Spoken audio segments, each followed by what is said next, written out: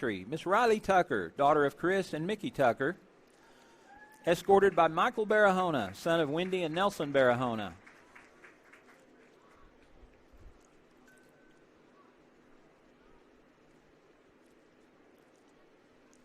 Representing softball and baseball, Miss Ellie Cleveland, daughter of Rod and Tracy Cleveland. And Mr. James Cujo, son of Shawnetta Taylor.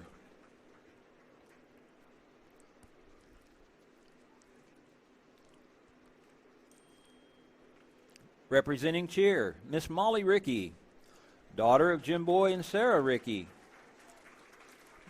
Escorted by Mr. Jose Fabella, son of Jose Fabella.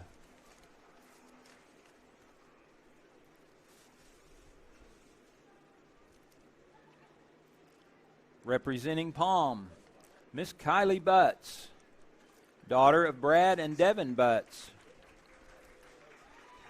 And Mr. Blake Robbins, son of Paul and Lauren Robbins. Representing basketball, Miss Chesney Dudley, daughter of Jed and Shelby Dudley. Escorted by Mr. Luke Beto, son of Kenny and Elizabeth Beto.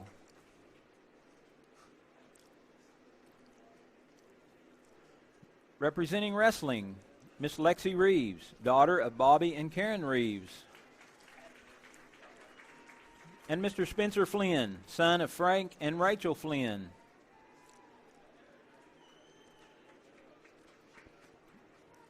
Representing golf, Miss Laney Hitt, daughter of the late Kelly Best and Justin Eckert, and granddaughter of Wayne and Phyllis Hitt. And Mr. Jackson Green, son of Heath and Courtney Green. Representing tennis, Miss Kimberly Nunez, daughter of Jose and Flora Nunez. And Robert Weilandman, son of Robert Weilandman.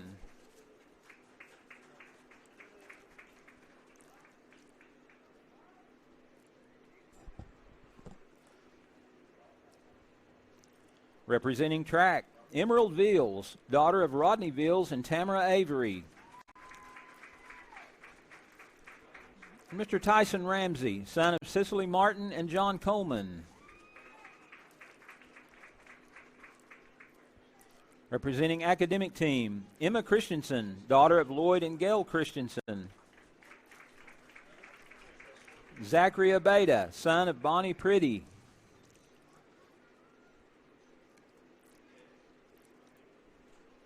Representing art club, Maria Caragi, daughter of Scott Carnegie and Laura Carnegie.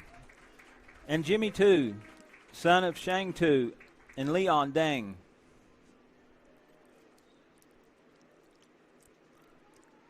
Representing band, Bridget Perry, daughter of Tammy Perry. And Caleb Henley, son of Dennis and Tara Henley.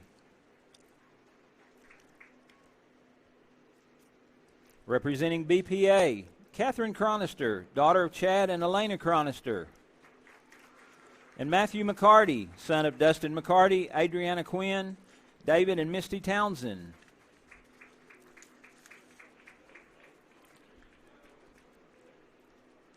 Representing Prayer Warriors, Miss Mia Ledbetter, daughter of David and Becky Ledbetter. And Eric Medina, son of Pascual and Irma Medina.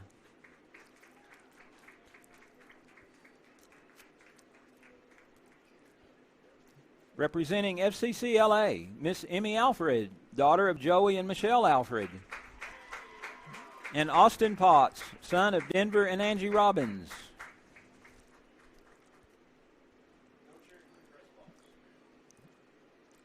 Representing FFA, Maddie Richardson, daughter of Tony and Mickey Richardson. And Cole Thompson, son of Brent and Famie Thompson.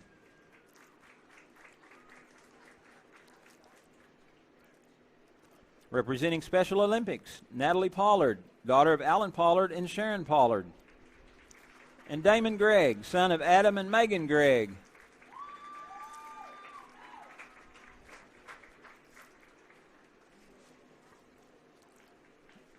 Representing Rotary Interact, Carly Schmidt, daughter of Peter and Christina Schmidt.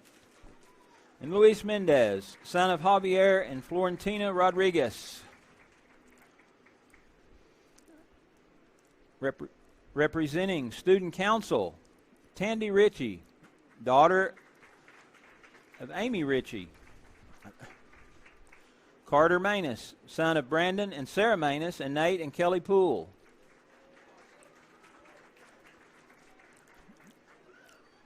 Schroeder. Flower Girl, Gretchen Schrader, daughter of Jason and Chelsea Schrader. Ring bearer, Maverick Delaplane, son of Cody and Megan Delaplane.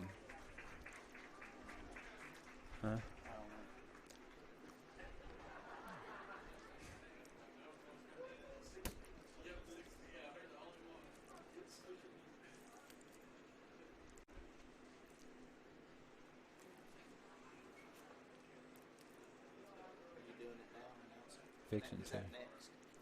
That's next.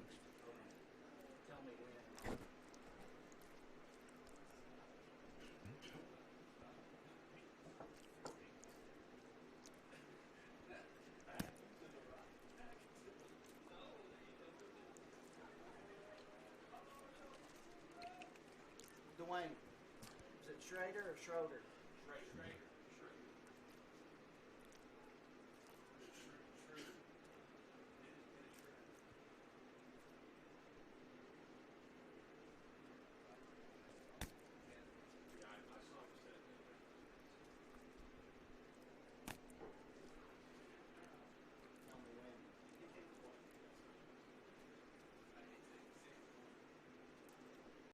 Your 2020-2021 All-School Homecoming King is Mr. Chasen Jolly.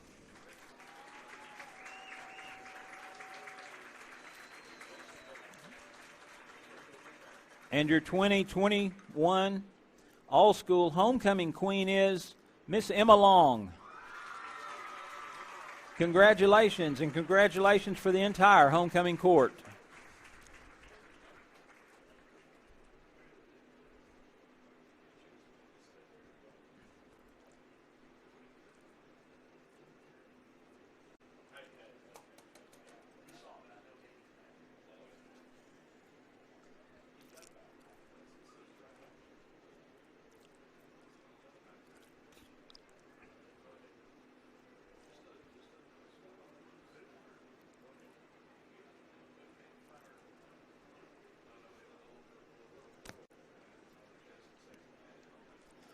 Your homecoming king and queen, Chasen Jolly and Emma Long.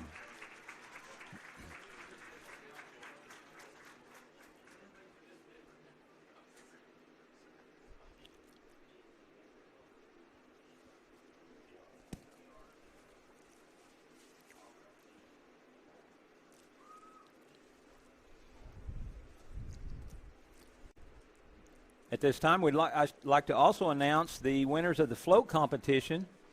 Coming in fourth place is your freshman class. Third place are the seniors. Second place, sophomores. And float champion, juniors.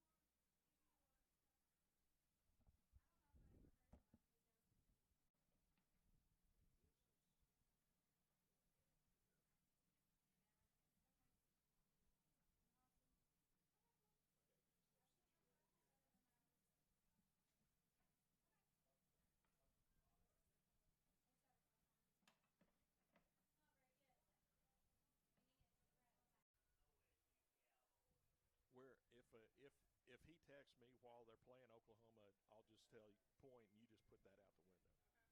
We're live. Good evening, ladies and gentlemen, and welcome to Thompson Field, Wacker Park in Pauls Valley tonight. We have Pauls Valley High School football action on the air for you as the Pauls Valley Panthers are playing host to the Lone Grove Longhorns. Hi again, everyone. Tony Malaska with you for the broadcast of Pauls Valley football tonight, and alongside Brian Carr, and it'll be our pleasure to bring you the ball game. Let's go down and see if we can get Oklahoma right here on our live stream.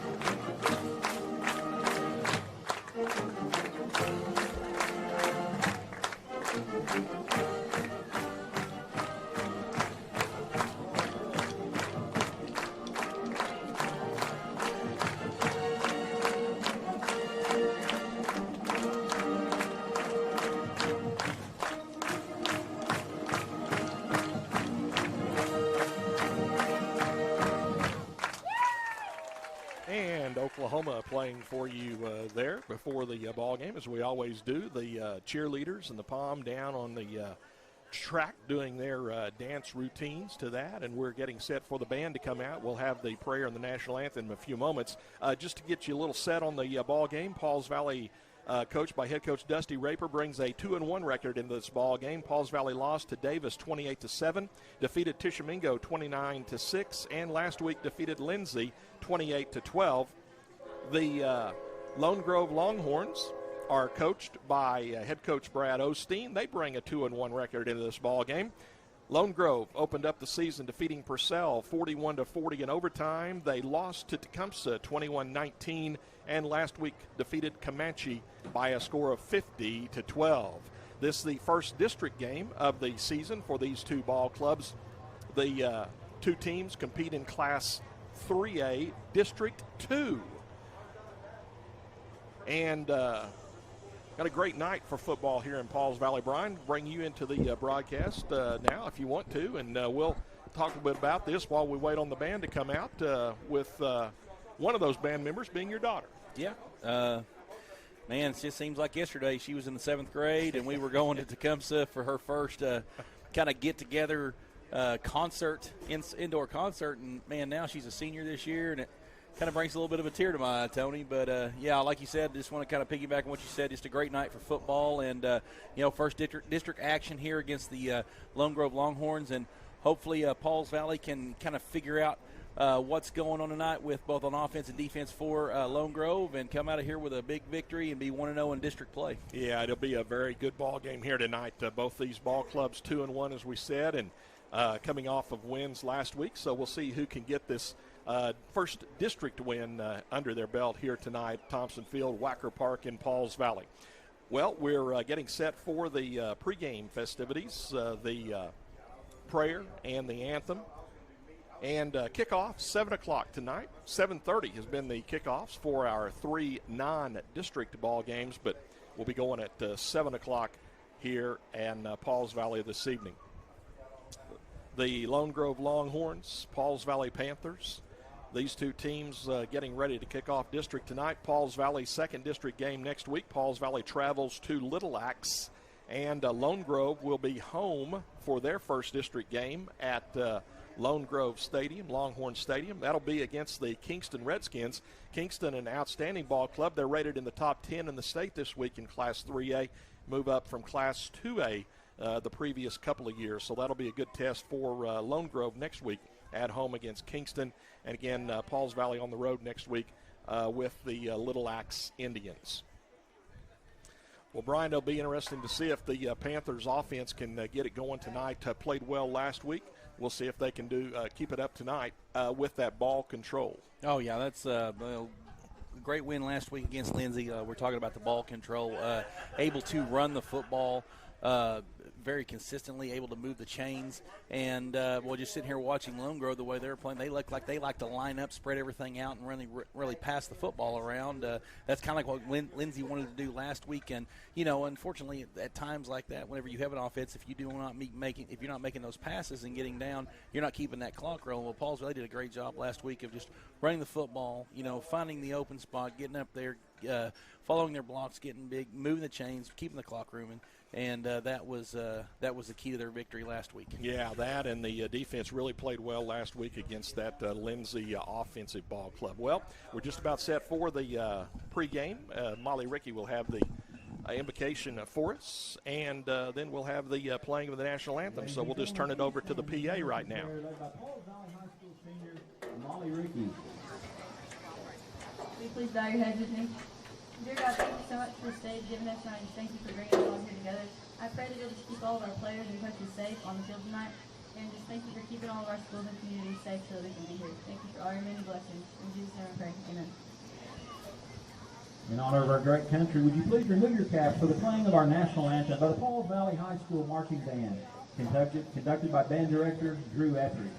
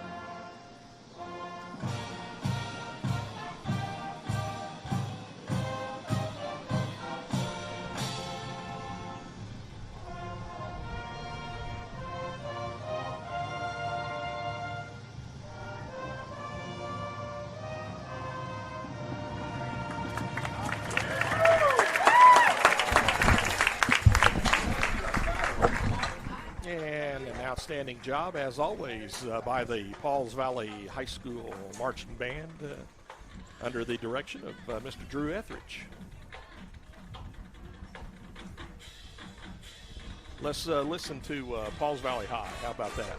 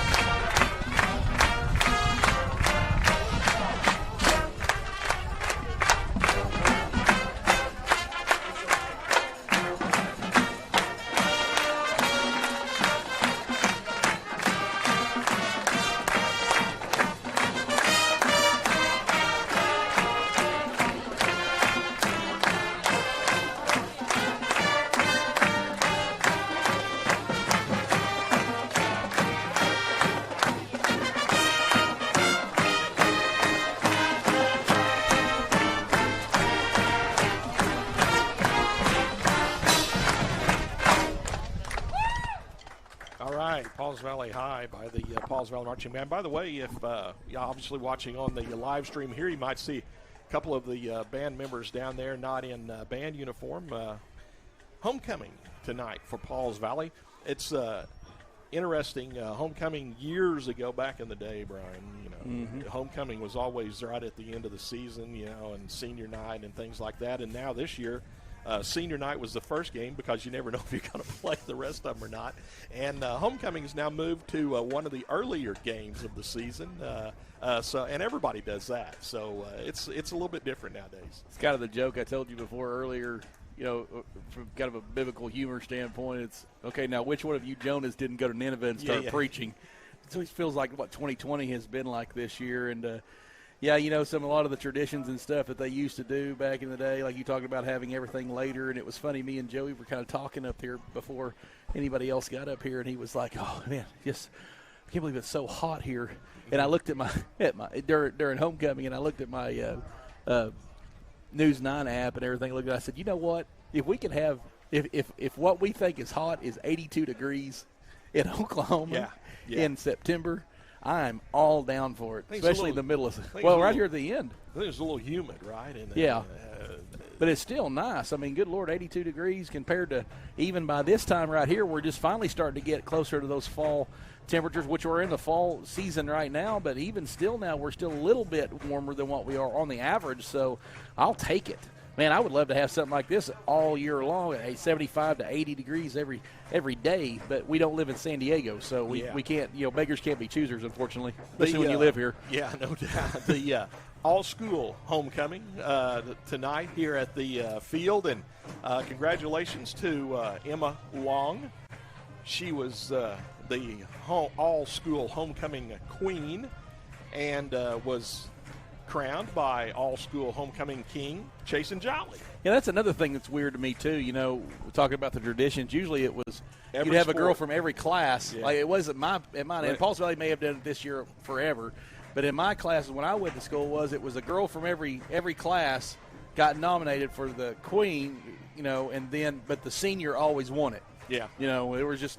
But that even like you talk about all the sports, but it's good. It really does a lot to recognize all of the sports and the other organizations that go on. Some in the fall, some all year long, and really is a good job in making them very inclusive into this. So I really enjoy how they do the homecoming festivities here for football. Well, go back and look at the annuals from my time in school. We had a football homecoming and a football queen. We had a basketball homecoming and a basketball queen. We had an FFA queen. We had all the organizations had queens. So I mean, it's like everything was going on. But now it's like one big, huge, all school and get it over with in one evening thing. So. Well, yeah, and then like we said, it's just 2020 because you never know. Tomorrow they might tell us, well, no more school, no more sports, no nothing. It's all going to be virtual and, everything else. Hopefully that the people that are in charge of our country is getting this kind of, under control and everything. But it's just one of those things like we wake up day to day never knowing how this is all going to go down. So it always is good to make sure that things get recognized. And the senior night thing was what was really odd to me, though. Yeah. But, it was good. Able to go down there and stand with my daughter down there for senior night and it was really, really enjoyable and everything.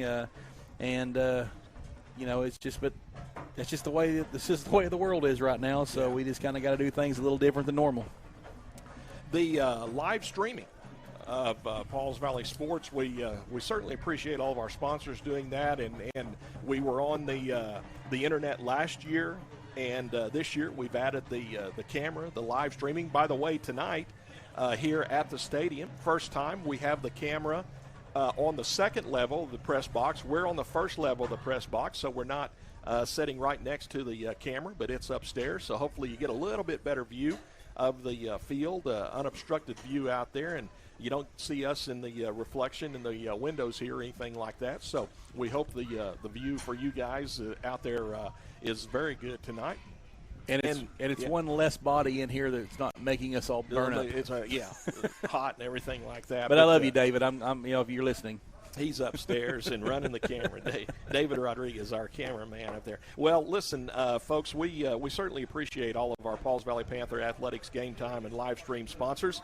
Our Game Time and live stream sponsors include Pauls Valley National Bank, Standridge Tire Pros, Con Nerschel with Physical Therapy Central, the First United Bank of Pauls Valley, and Seth Wadley Auto Group. And we would like to welcome Joe Don Looney with Joe Don Stump Grinding and Chris Little with Above and Beyond Pools and Spa to our live stream advertising team. Thank you, Joe Don and Chris, for helping support Panther Athletics and our live streaming program. Sponsorship of live streaming carries a cost of just $10 per event. Your company's logo will be on a fly-in rotation every 10 seconds with our other sponsors.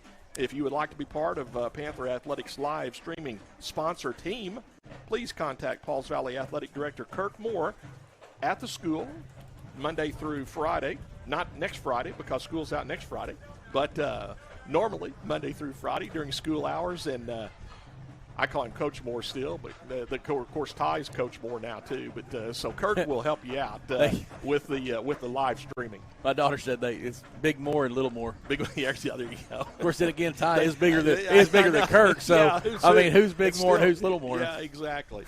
So anyway, we appreciate all of our live streaming sponsors, and again, if you would like to get involved, just $10 per event, and contact Kirk at the school, and we'd be glad to help you out there. So we'll be mentioning our great sponsors throughout the evening here this evening.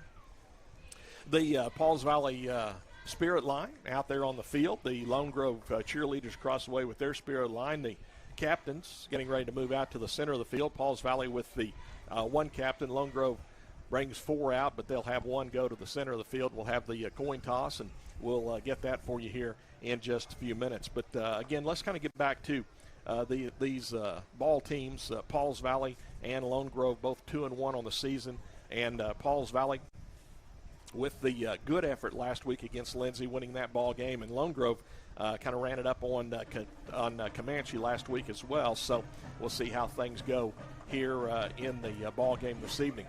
The captain, by the way, for Pauls Valley, Jose Fabella, 29. And coming out for Lone Grove, Jace Brandenburg. Let's run down. Brian will get the coin toss. We're going to run down the Lone Grove starting lineup for you. On offense for Lone Grove, quarterback, as we just said, his name, number 3, Jace Brandenburg. He is a senior, 6 feet, 181-pounder. Running back, number 4, Cooper Robinson, a senior, 5'10", 155. And fullback is number 24, Cale McLean. He is a sophomore, 6'3", and 225. Wide receivers for Lone Grove, number 2, Blade Wilkerson, a junior, going 5'9", 182. Number 8, Ethan Cohey. He is a 5'7", 142-pound sophomore. Also at wide receiver, number 17, Malik Brown, a senior, 5'9", 139 pounds is his listed weight. On the offensive line for Lone Grove, 51, Sean Johnson, a junior, 6'4", 252. Also 52 is Evan Copeland, a junior at 6'3", 242. 56 is Blaine Brown, a senior at 6'1", 262. Also 60, Braylon Taylor, a sophomore at 5'10", 231. And the other offensive lineman, 76, Brent Lale. He is a junior at 6'5", 255. So not real heavy on the offensive line, but the 6'3", 6'4", 6'5". So they're lanky and very athletic. So the Longhorns can put the points on the board. That offensive line really helps them out. And as Coach told us this week when we visited with him, Wilkerson, Robinson, and Brown, 2, 4, and 17, the 3 numbers. Those guys are really good for Lone Grove. Pauls Valley will have to be really careful with them. Lone Grove comes out on the field across the way. Lone Grove in their white jerseys with the black numerals, the black helmets, and the black pants. And Pauls Valley will be coming out from the tunnel down here to our right and coming out through their Spirit Line. Brian, you got the coin toss. Yeah, Lone Grove decided to defer their option to the second half, so they'll be kicking, and they will be defending the north goal, and Pauls Valley will be defending the south goal. All right, let's do, here come the Panthers onto the field. Pauls Valley dressed in their home black uniforms with the white numerals and the red helmets. And coming out from behind the Panther for Pauls Valley. So, Palm Squad down across the way, cheerleaders down here, band going at it. Festive atmosphere in Pauls Valley tonight. Be fun to get this game underway and see how it goes with Pauls Valley and Lone Grove. The Lone Grove defense, we'll pass those along to you real quick. Defensive back Cody McClenahan, a senior at 5'6", 155. Another defensive back, Ethan Coey. Linebackers, number 6, Connor King, a senior, 5'9", 163. 7 is Whit Wilson, a senior at 5'10", 178.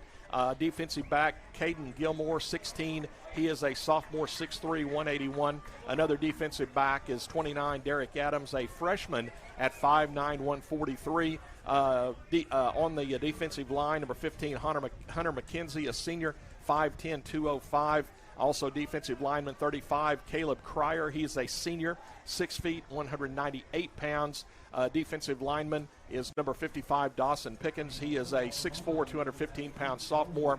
And another defensive lineman, 99, Christian Lemons. He is a sophomore at 6'3", 167. And we'll set the Pauls Valley lineup when they come on out. Kicking off for Lone Grove is going to be Jackson Lee, sophomore, 5'8", 158, wearing number 9. And the official blows his whistle. We're set for district football action. It's a high, short kick right in the center of the field. Pauls Valley bobbles that. It's loose on the ground. It's anybody's ball, and it's still loose, and Lone Grove has come up with it. Pauls Valley could not catch the high, short kickoff in the center of the field. There was a scramble for the ball, and Lone Grove was able to come up with it. So Lone Grove actually has first crack at it here tonight after Pauls Valley muffed the kickoff. Yeah, that's unfortunate, too. Really, at first, I thought whenever it was muffed, I thought, well, man, they picked it up because it looked like there was a scramble. And it looked like one of our guys was going around. Then I realized that there were a bunch of people, white and black jerseys, jumping on top of it. And unfortunately, Lone Grove gets their first crack, like you said, Tony. Yep. Brandenburg in the shotgun, gun and one. Brandenburg's going to hand off. Running back got a hole coming this way and runs into Pauls Valley's Justin Humphrey, but not before he gets to the 29-yard line. And it'll be second down and 1 to go. Good run for Cooper Robinson, that running back that Coach talked about earlier. Gun and one, blocking back on the left side of the line. Now here goes Robinson toward the left. He's going to cut in. He's got a hole. He's at the 20-yard line, still going to the 15 and tackled from behind. Finally down around the 10-yard line. Boy, Robinson, a tough runner, and Lone Grove has chewed up 28 yards in 2 running plays, and it's a first down and goal to go for the Longhorns. Yeah, tough run right there. It looks like the Panthers were there, kind of covered him up, and he was able to get out of it and get a big gain. Brandenburg hands off. Wow, Robinson runs through a tackle, gets to the end zone. Did he fall in? Yes, he did. The 10-yard touchdown run for Robinson. He pulled away from an arm tackle right at the line of scrimmage, and 3 running plays by Robinson covers the 38 yards. And Lone Grove on the scoreboard with just 33 seconds gone in the ball game. Well, yeah, they're really showing their speed and their athleticism, Tony, like we talked about earlier. They're not fast. But boy, they're not big, but they've got a lot of speed and a lot of athleticism, and they're getting those blocks. And Pauls Valley just really kind of over-pursuing on tackles and not getting broke down. And when that happens, boy, they can turn and make big yards into that and just they get the tiniest block. Yeah, and you saw it there. Jackson Lee knocks through that point after with ease. Good kicker for Lone Grove. So the Lone Grove Longhorns get on the scoreboard early after Pauls Valley muffed the kickoff. Lone Grove goes 38 yards in the 3 plays, all runs by Cooper Robinson. It's 11:27 left to go here in the opening quarter, and it's 7-0 Lone Grove. The touchdown, the 10-yard run by Robinson. Well, the Panthers will be ready for that high short kick this time, hopefully. I hope so. Well, that first possession right there on both special teams and defense, they just look flat tonight right now, Tony. I don't know what it is, but boy, they just really do. I know it's early, but boy. We were actually talking in the pregame talking about how good the kickers were for Lone Grove, and that was, not a long kick at all, but high and short, and Pauls Valley had trouble with it. Let's see what happens with this kickoff as Lee will get his right foot into it. It's the same thing, high and short. Pauls Valley calls for a fair catch, and taking it in for Pauls Valley is TK Jaggers right at about the 31-yard line. And honestly, TK looked like he had a little bit of trouble trying to figure out how to catch that one. Yeah, but he at least he gave himself some protection. He put that hand up and waved for the fair catch, so he knew that he just had to concentrate on the ball and just make the catch, because if he got hit, we were going to have 15 yards added on to wherever the flag was. So 33-yard line. That's where the officials mark the ball. First down and 10 for the Panthers. Derryberry, Jolly, Weileman in the backfield. They're in the, let's see if they come out in the wishbone. Yep, straight wishbone. Humphrey, the quarterback, under center. Tight end Fabella's on the right side of the line. Humphrey's going to take it, going to hand it off, and it's going to give the ball. Nice little effort that time by Weileman as Landon gets all the way to the 40. That's a 7-yard gain, and it'll be second down 3 for the Panthers. Yeah, Weileman doing a good job taking over from where he was last week, just getting that ball, getting his nose up there in the line, and just getting tough, hard yards right there, getting a 7-yard gain and coming up second and 3. And again, talking with Coach this week, Pauls Valley is going to be wishbone, want to use as much clock as possible to try to keep that ball away from Lone Grove and also use a lot of the play clock as well. Although Pauls Valley does snap it with 10. Here's another handoff to Weileman, and Weileman cracks all the way to the 45-yard line. That's another nice gain and the first down of the ball game for the Panthers.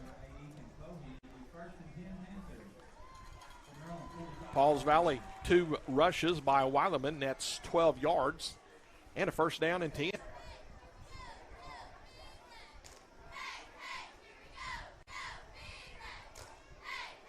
Ten minutes, 25 seconds left to go opening quarter. Lone Grove 7, Pauls Valley nothing. Panthers in the wishbone. Team in tight. Humphrey, little quarterback counter, going to be tackled at about the 49-yard line. First player on the bottom of the pile there for Lone Grove was Jackson Grace, and then he had a host of helpers. Hey, back down here at the 25-yard line, we've got some visitors on the field. Well, he ain't scared of me. Most of the time, them Oklahoma Cobra chickens, a.k.a. Geese. There they are. Look at Can be a little aggressive, but, well, they are not scared at all. Our back judge is trying to herd them off, and now Mark Fuston, the lineman, he's going to get there. Here comes Jason Jolly, going to come up and try to scare him off. Wow. Okay. This is the first time I've seen this.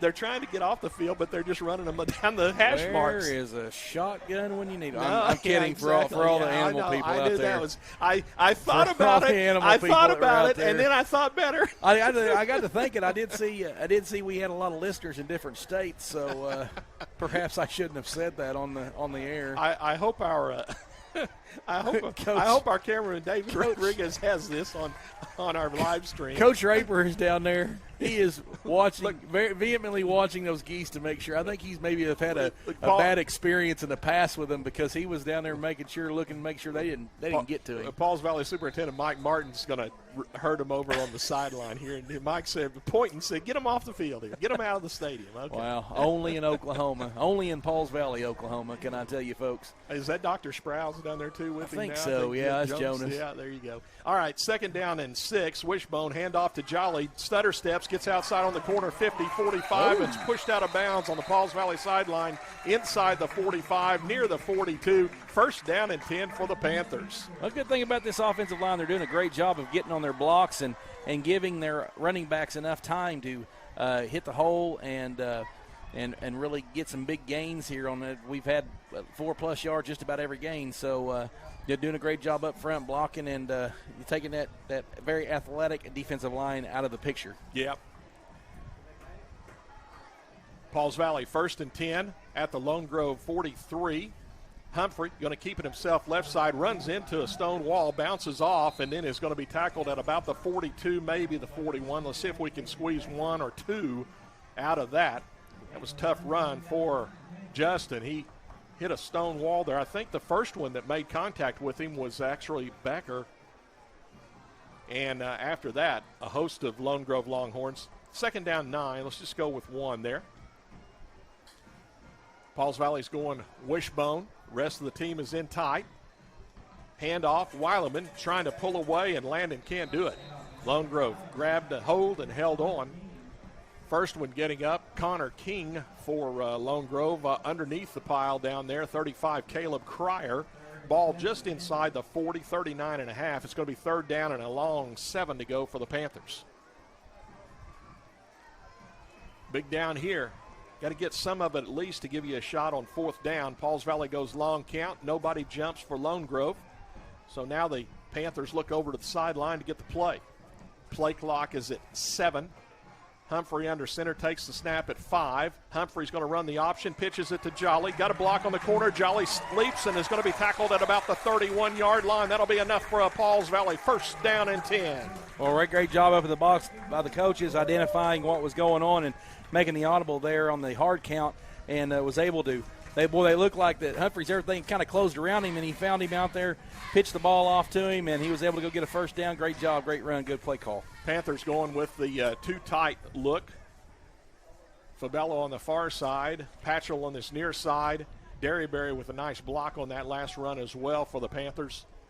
First down and 10, Pauls Valley at the Lone Grove 31. Wishbone, rest of the team in tight. Handoff, Weileman bounces off, and Landon fights inside the 30 to the 28-yard line.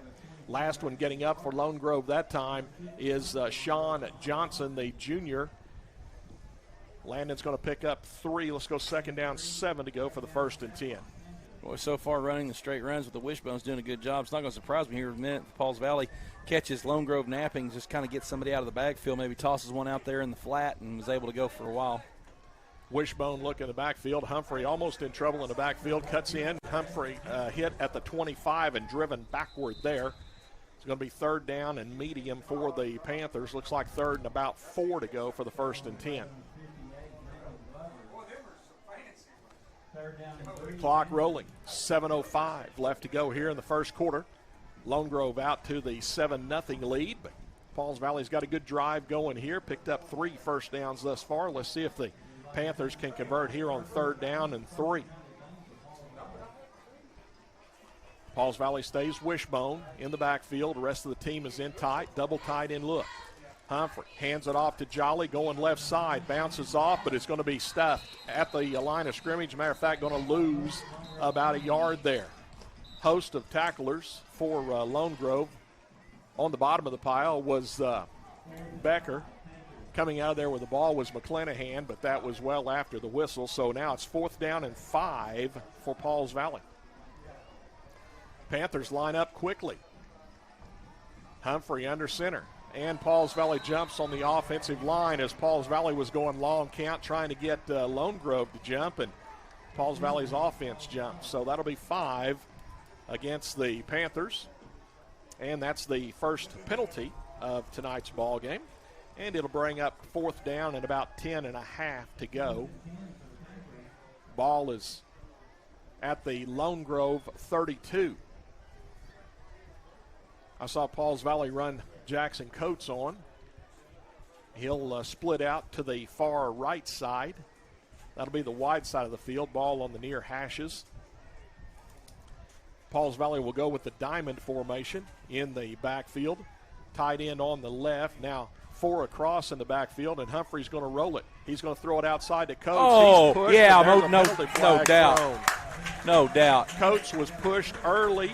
The penalty flag came out. It'll be a pass interference against the Lone Grove Longhorns, and Pauls Valley will have the first down on the penalty.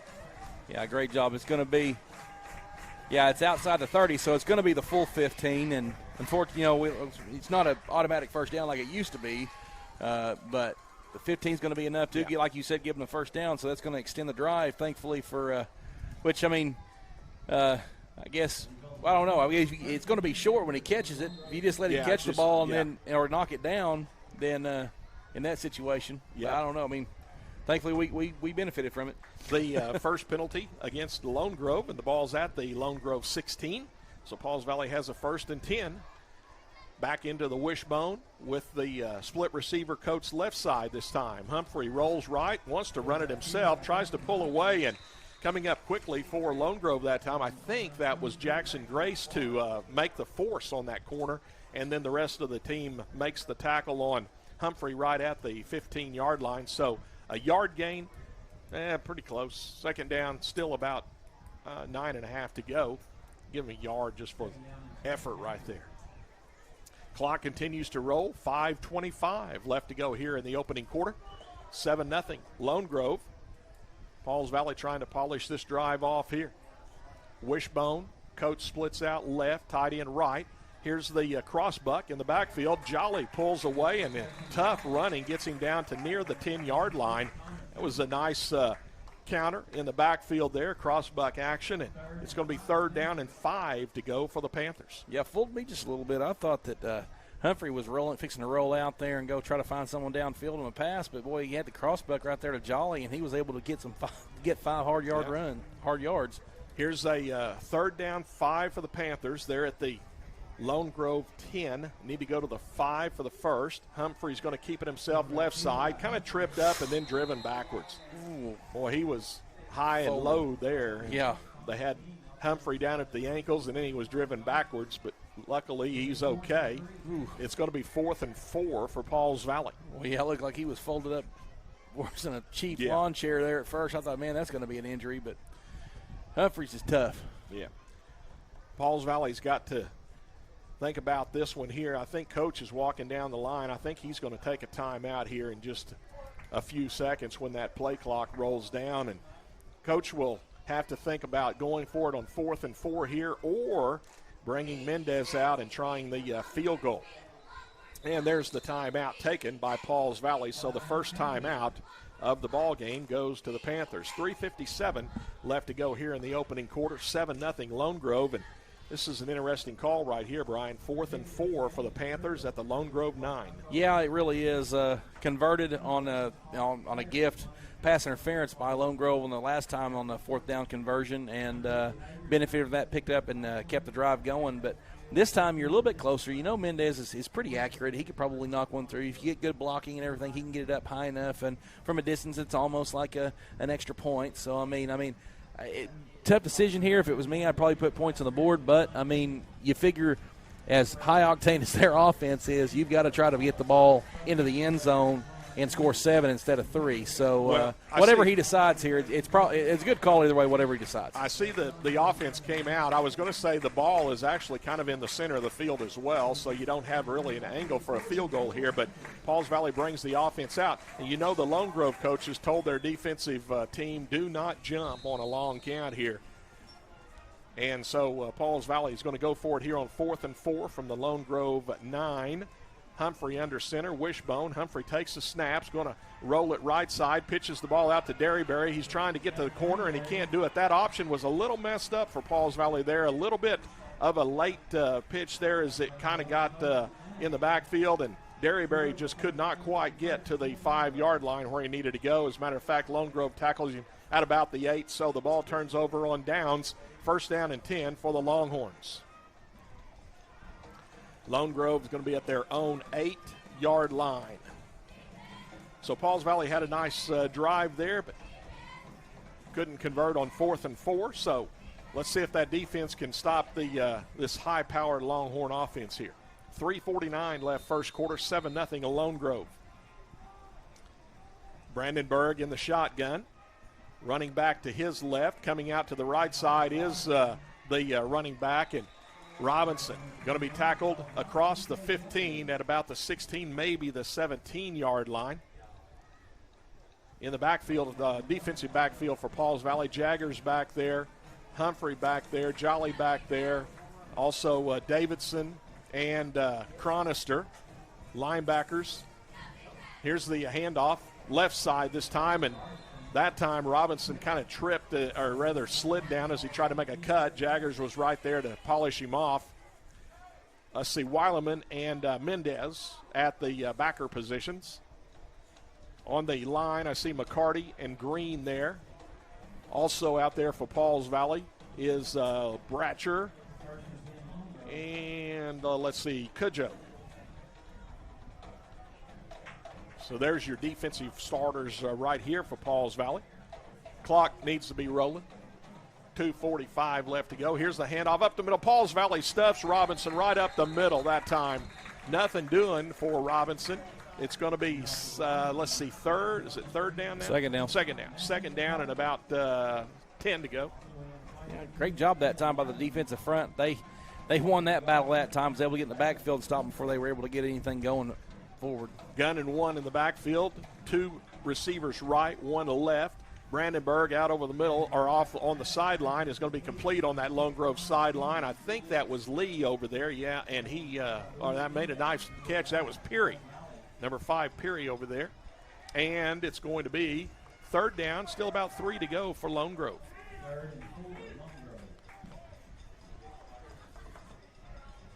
Two receivers come out here to the near side, 1 to the far side. Gun and 1 in the backfield. Hand off, Robinson going around left side, now cuts back inside. He's got a first down and plus more. Robinson still going, finally tackled at about the 36-yard line in Lone Grove territory. Robinson came out, I'm not sure he ever got on the ground, but it's another first down and 10 for the Longhorns. Too much yardage there for Lone Grove. I need to bow their necks up and get a little bit meaner there on that front line. Split receiver far side, 2 to the near side. Also in the backfield, blocking back on the right side. Hand the ball off. That's the fullback going outside to the far side. Again, nice run to the 50-yard line. That's the fullback, Zane Bond, on the carry, and he gets another Lone Grove first down and 10. The Longhorns chewing up yardage right now. Yeah, they're just doing it on the ground too, with except for the one pass. Yeah. They've exploited the Pauls Valley defense, and their offensive line is just blocking and holding their blocks and able to get that guy downfield. At the Pauls Valley 49, here's a quick pass outside, well overthrown into the Pauls Valley bench area. So that time Brandenburg airmailed that one, and it'll be second down and 10 to go for the Longhorns. Well, I just can't figure out what are you You're getting cute on something like that? Yeah. You're tearing them up on the ground. Why are you doing that? That don't make no sense. Yeah. Well, I bet they go back to the run here. After that pass, I would hope so. Gun and 1 in the back. There's the counter play to Robinson. There's a penalty flag thrown. That should be a hold over here in the backfield. I think they're going to get. Actually, I think they're going to get. Chop they block? might get a chop. No, they got a hold. Yeah. They got a hold. I thought it was a chop block. There was 2 guys on him, on one of them. So most of the time when you see that, then it's going to be a chop block 90% of the time. Yeah. The tackle over on the Lone Grove sideline, but back here at the line of scrimmage, the hold will be marked off. So instead of second and 10, it'll be second down and 20 to go for the Longhorns. Second penalty against Lone Grove, 2 for 25. Pauls Valley's had the 1 false start penalty. 1 receiver over on the Lone Grove sideline. 2 receivers come to this side. Gun and 1 in the backfield with a blocking back. Brandenburg pumps. He wants to go long. Got a man open. That's going to be overthrown, though, and incomplete. Pauls Valley had 2 guys and then 1 chasing as well. So 3 guys out there on the 1 wide receiver, and it'll be third down and 20 for Lone Grove. Props to Jolly, too. Boy, he saw the quarterback. He never took his eyes off him at the time. Saw him pump, and when he did, he recovered to get back there to help out on the corner help over there. Great job by Chasen, making sure that did not get caught for a good big gain. Yeah, Chasen was the first one right there with him, and then a couple other guys for the Panthers. Now, third down 20. Pauls Valley's got to come up with a nice defensive play here. Brandenburg back to pass. He wants to set up a screen wide open. It's over here to Robinson. He gets outside on a nice block there. That could have been a blind side. Robinson down the sideline. Jaggers is trying to catch him and runs him out of bounds inside the 15 at around the 12-yard line. There was a tough block on Chronister out here on the corner, though, and I thought it might have been a flag, but no flags on the play, and a first down and 10 for the Longhorns all the way to the Pauls Valley 11-yard line. Yeah, I'm kind of like you. I think it could have either been a blindside block or could have been. Now we have a penalty flag thrown here. Let's see what we've got. Could be a sideline warning. It is a sideline warning against Pauls Valley. So got a little bit too close to the sideline there. That's the first one's a warning. Second one and subsequent would be penalties. Yardage marked off anyway. 2 receivers come out here to the right. 1 to the left. Here's that counter play again from the right side to the left, and wide open touchdown for the Longhorns. Running that ball in was Braxton Sparks, the sophomore. Quarterback runs to the right just a little bit to the running back, hands that ball off, going back left side of the line, and then right up the middle, Sparks went for the 11-yard touchdown run. Yeah, it's kind of one of those things that We officiate, Tony, so it's one of those things where you don't. We try not to say anything about stuff, but you miss a penalty down here, which was huge, which set up first and goal, and then when a coach is sitting there riding on you a little bit, you decide to throw a flag for a sideline warning because Chronister was giving him a little bit of a business down there, and I'm like, that's kind of one of those things where you just gotta kind of take your medicine. Yeah, as an official. And Lee came in to add the point after there. So Braxton Sparks with the 11-yard touchdown run, and then the point after by Lee with 26 seconds left to go here in the opening quarter. The Lone Grove Longhorns move out to a 14-0 lead over the Panthers, and we'll get ready for a kickoff here. Of course, Coach Chronister taking up for his son there. Oh, yeah. A little bit. Oh, I get it. But you got to kind of have a little bit thicker skin than that. I like our folks in the end zone, and over there, the corner of the end zone, we got people in lawn chairs enjoying the ball game tonight. Great evening to enjoy the ball game. Oh, no, man. It's fall time in Oklahoma and time for football. Well, getting set for the kickoff as Lee will get his right foot into it again. Both of them have been high and short. This one goes a little bit further down the field. Jolly's going to come up and catch it at about the 15. Jolly, center of the field, lowers his shoulder and tries to get to the 30-yard line. I think it'll be just shy of that. Going to mark him 1st and 10, Pauls Valley, at about the 29-yard line.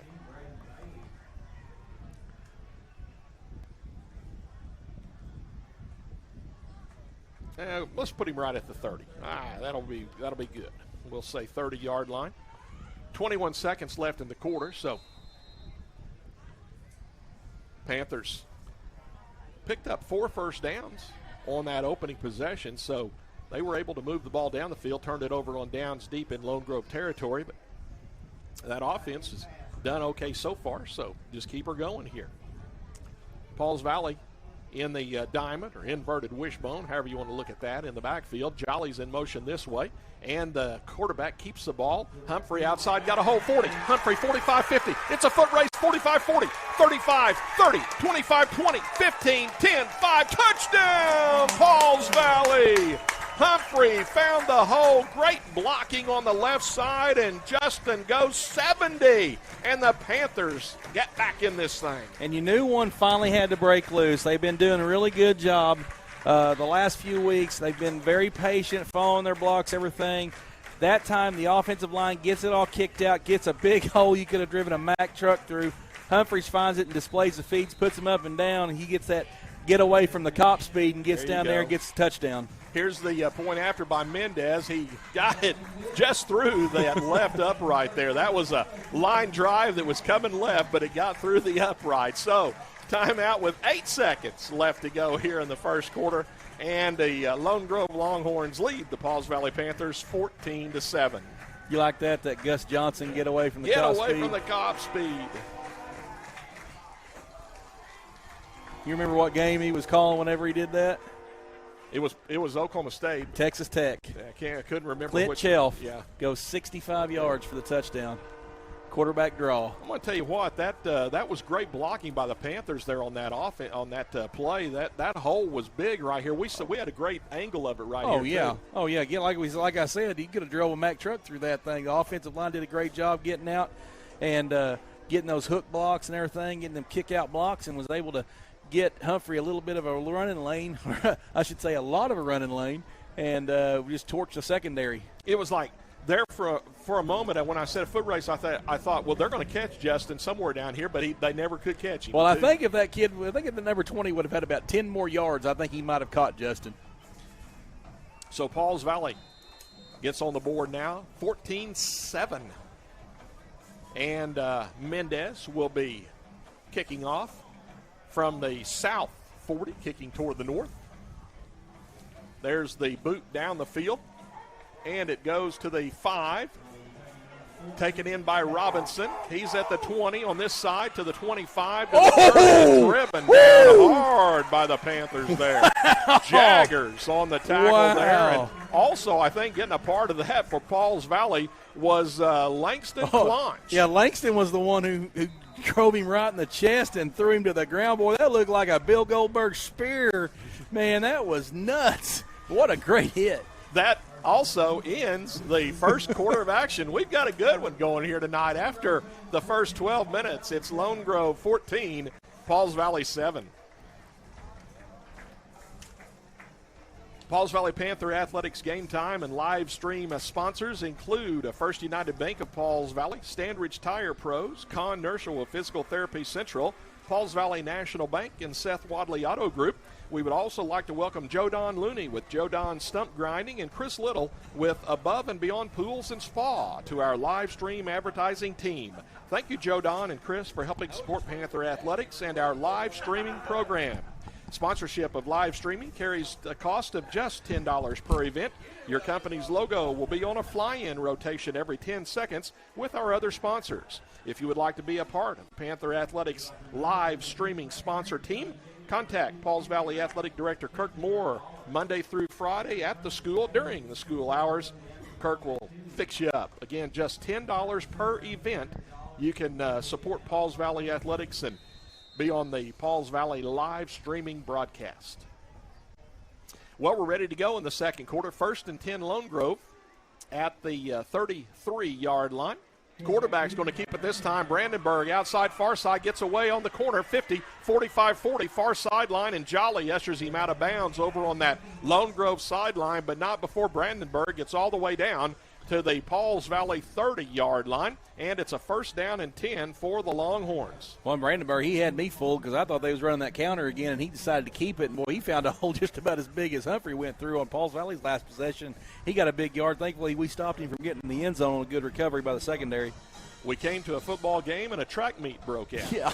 It's like, are we watching an 8-man game here? Yeah, there you go. 2 receivers to the right, 1 to the left. Brandenburg on that inside handoff to Robinson. Again, a hole, and Robinson cracks to the 25 to the 24-yard line. There's Patchell getting up for Pauls Valley, and also is Mendez. That's a nice run, though, for Robinson, a 7-yarder, 2nd and 3 to go for the Longhorns. Lone Grove stays in the gun and 1 with a blocking back on the right side of the line this time. Here's the handoff. Oh, it's a fumble on the play, and Pauls Valley may have it. Oh, man. Lone Grove got back on it. The Panthers had a good shot at it down there, but Lone Grove was able to get back on that muffed handoff, and they lost a couple. It'd be 3rd down and 5, but that was a chance for the Panthers right there. Man, I thought Jack Green had that thing, man. He was all on top of it. It had to have gotten stripped. I was just certain the umpire was going to come up and point towards our way, but man, wow, they dodged a bullet right there. 3rd and 5, Lone Grove from the Pauls Valley 24. Brandenburg with the direct snap, wants to throw it out, does throw it outside. It's going to be caught over there. Brown sidesteps, and he's down the end zone. Did he stay inside or in bounds or not? Nope, they pulled him out of bounds at around the 5-yard line. So Malik Brown made a nice move right on the sideline and got down to the Pauls Valley 3-yard line, 1st and goal. Just an out pattern over there, and Brown was able to slip the tackle. And Lone Grove brings 2 receivers left, 1 right. And a high snap is on the ground, but picked up in the backfield. And now Pauls Valley swarms him back there, back at around the 8 or 9-yard line. I think that might have been Wilkerson back there. I think number 2 was in the kind of wildcat that time with the high snap. Yeah, just a little bit, like you said, a little bit high and bobble, and a big break for the Panthers defense right there. Yeah, now Brandenburg is back in at quarterback. He's going to hand off to Robinson, and the Panthers smother him again right at the line of scrimmage. Cujo on the tackle for Pauls Valley. McCarty getting up as well, and it's going to be 3rd down and goal to go for Lone Grove at the 9-yard line. It wouldn't surprise me to see Lone Grove throw some kind of a little out pattern toward a quarter pattern towards the corner of the end zone right here. They've got some tall receivers, and they've been doing a good job running the football, but boy, 2 times in a row, Pauls Valley's been in the backfield and been able to keep them from really getting anything going downhill. So let's see what goes on here. Brandenburg with Robinson on his right, blocking back left, and a couple of receivers left. Brandenburg's going to keep it himself, cuts to the right side. Did he get to the goal line? No, he's going to be shy. He's going to be at about the 3, I think. Yep, the official over on the far sideline is at the 3, so it's going to be 4th and goal, Lone Grove at the 3-yard line. Maybe even the 4. It's going to be pretty close to the 4.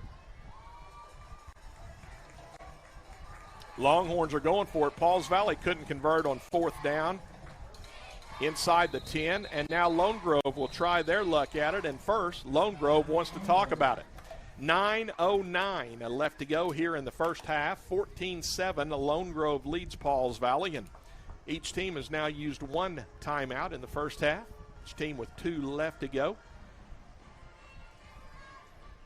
So it's an interesting call here for Coach Osteen over there. Robinson has been running the ball well. Brandenburg has found some room, but you've also had that out pattern that you've talked about, Brian, over there. That's gone for yardage every time they've thrown it. Well, yeah, and obviously they're going to go for it right here because they've shown that they've been able to have success running the football on the ground. I mean, last couple of plays hasn't been the best, but then again, the good thing about this is that with both of these teams, they both got good kickers. These should be chip shot field goals, but points are a big thing as far as district goes. Yeah. Their offense has proven that they can run against this Panther defense, and it's also this deep. You figure maybe a little bit of a pride thing too. It's like I want to put the ball in the end zone because I don't want to get stopped here. I will say the defense is starting to adjust too, though. They've done a good job the last couple of times here, so we'll see what goes on here on 4th down and goal to go. It's still going to have that big play every once in a while, but yeah, you're right. Yeah, defense has really stepped up and adjusted. A lot of momentum has been kind of carried back, but yeah, kind of in the bend but don't break mode. 2 receivers left, 1 right. Brandenburg's going to roll it to the right side. He's being chased on the corner. Pauls Valley and stops him short. The Panther defense came up nicely there. No doubt. Big hit over there. I'm trying to get the number across the way. Was that could be set? Was that 77? Is there a? That's not. There was a 7. Yeah. No, that's 33. Del Toro. That's Yeah. Del Toro, 33.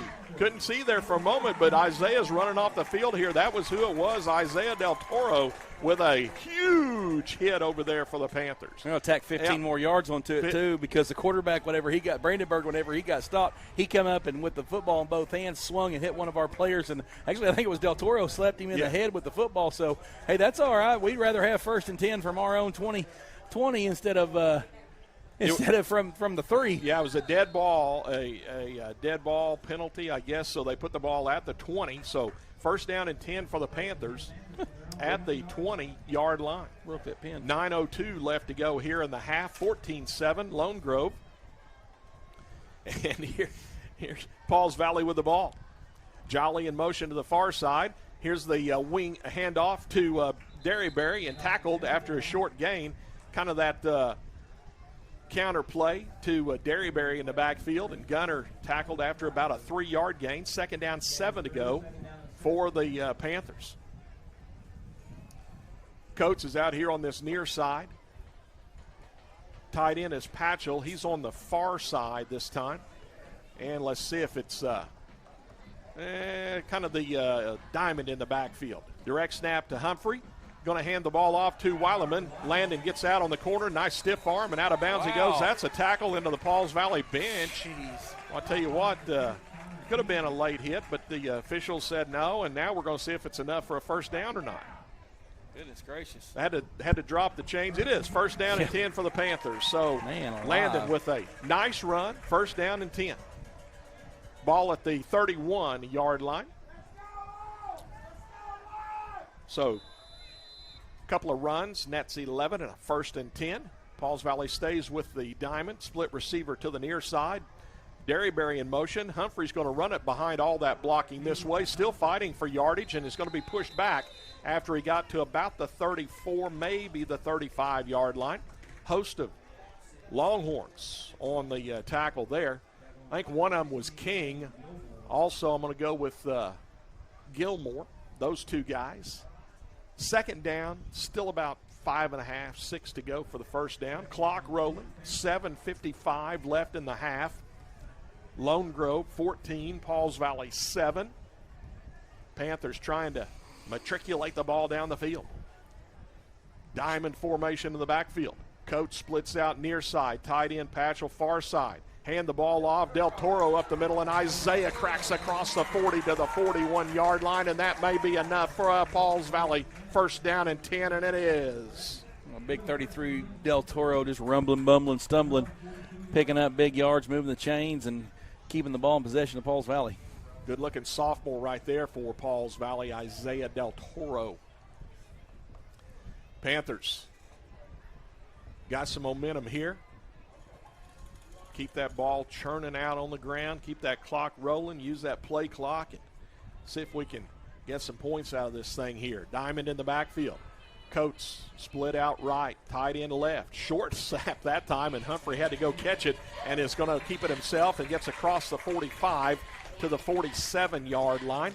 McClanahan on the tackle for Lone Grove. They've had McClanahans at Lone Grove for the past 85,000 years. Yeah. However long. I mean, they just keep coming. However long the earth has been created. Yeah. And second down 5 to go for Pauls Valley. Diamond, motion this way by Derryberry. Counter, Jolly, hit in the backfield and tackled for a loss of yardage. Good play, Hunter McKenzie that time. He was back there first for Lone Grove, and Jolly tackled back at the Pauls Valley 44. It'll be third down and 8 to go for a first and 10. Yeah, that crossbuck action just didn't work that well that time, and Lone Grove had that one sniffed out, was in the backfield, and got him stopped. 6:05 left to go in the half. Lone Grove 14, Pauls Valley 7, and Panthers with a big third down 8 call here from their own 44. Diamond split left, tight, right. Motion this way by Derryberry. Toss it this way to Landon. Tries to cut in, but he's going to be hit in the backfield tackle. Got back to the line of scrimmage, +1, right at the 45-yard line. And Pauls Valley's faced now with a fourth down 7. Panthers had a third and 8. Now it's 4th and 7 on the Landon Weileman 1-yard run, and here comes the punt team for Pauls Valley. Yeah, and this is the right call here too. And the good thing about it is you got Humphreys, the one back there kicking, so he can, if he sees a lane, he can take off with it, and they've only got 7 yards. Demarion Jackson. Oh, here's the kick off no way! Side of the foot of no way of Justin Humphrey, and out of bounds it goes. And the officials are going to mark it where? Well, let's see. You're kidding me.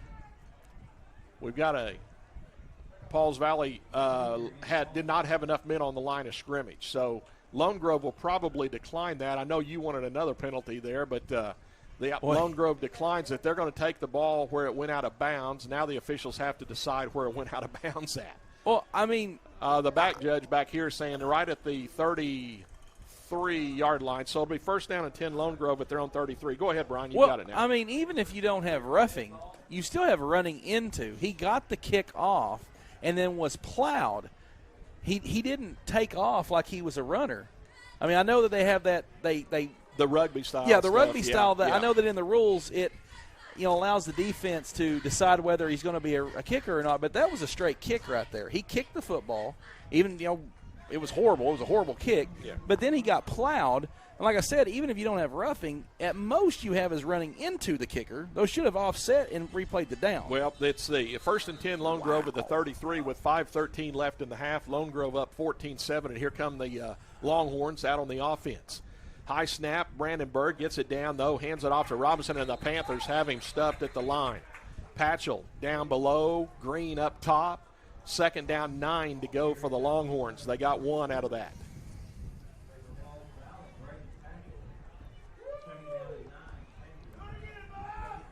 Brandenburg. To his left is Robinson.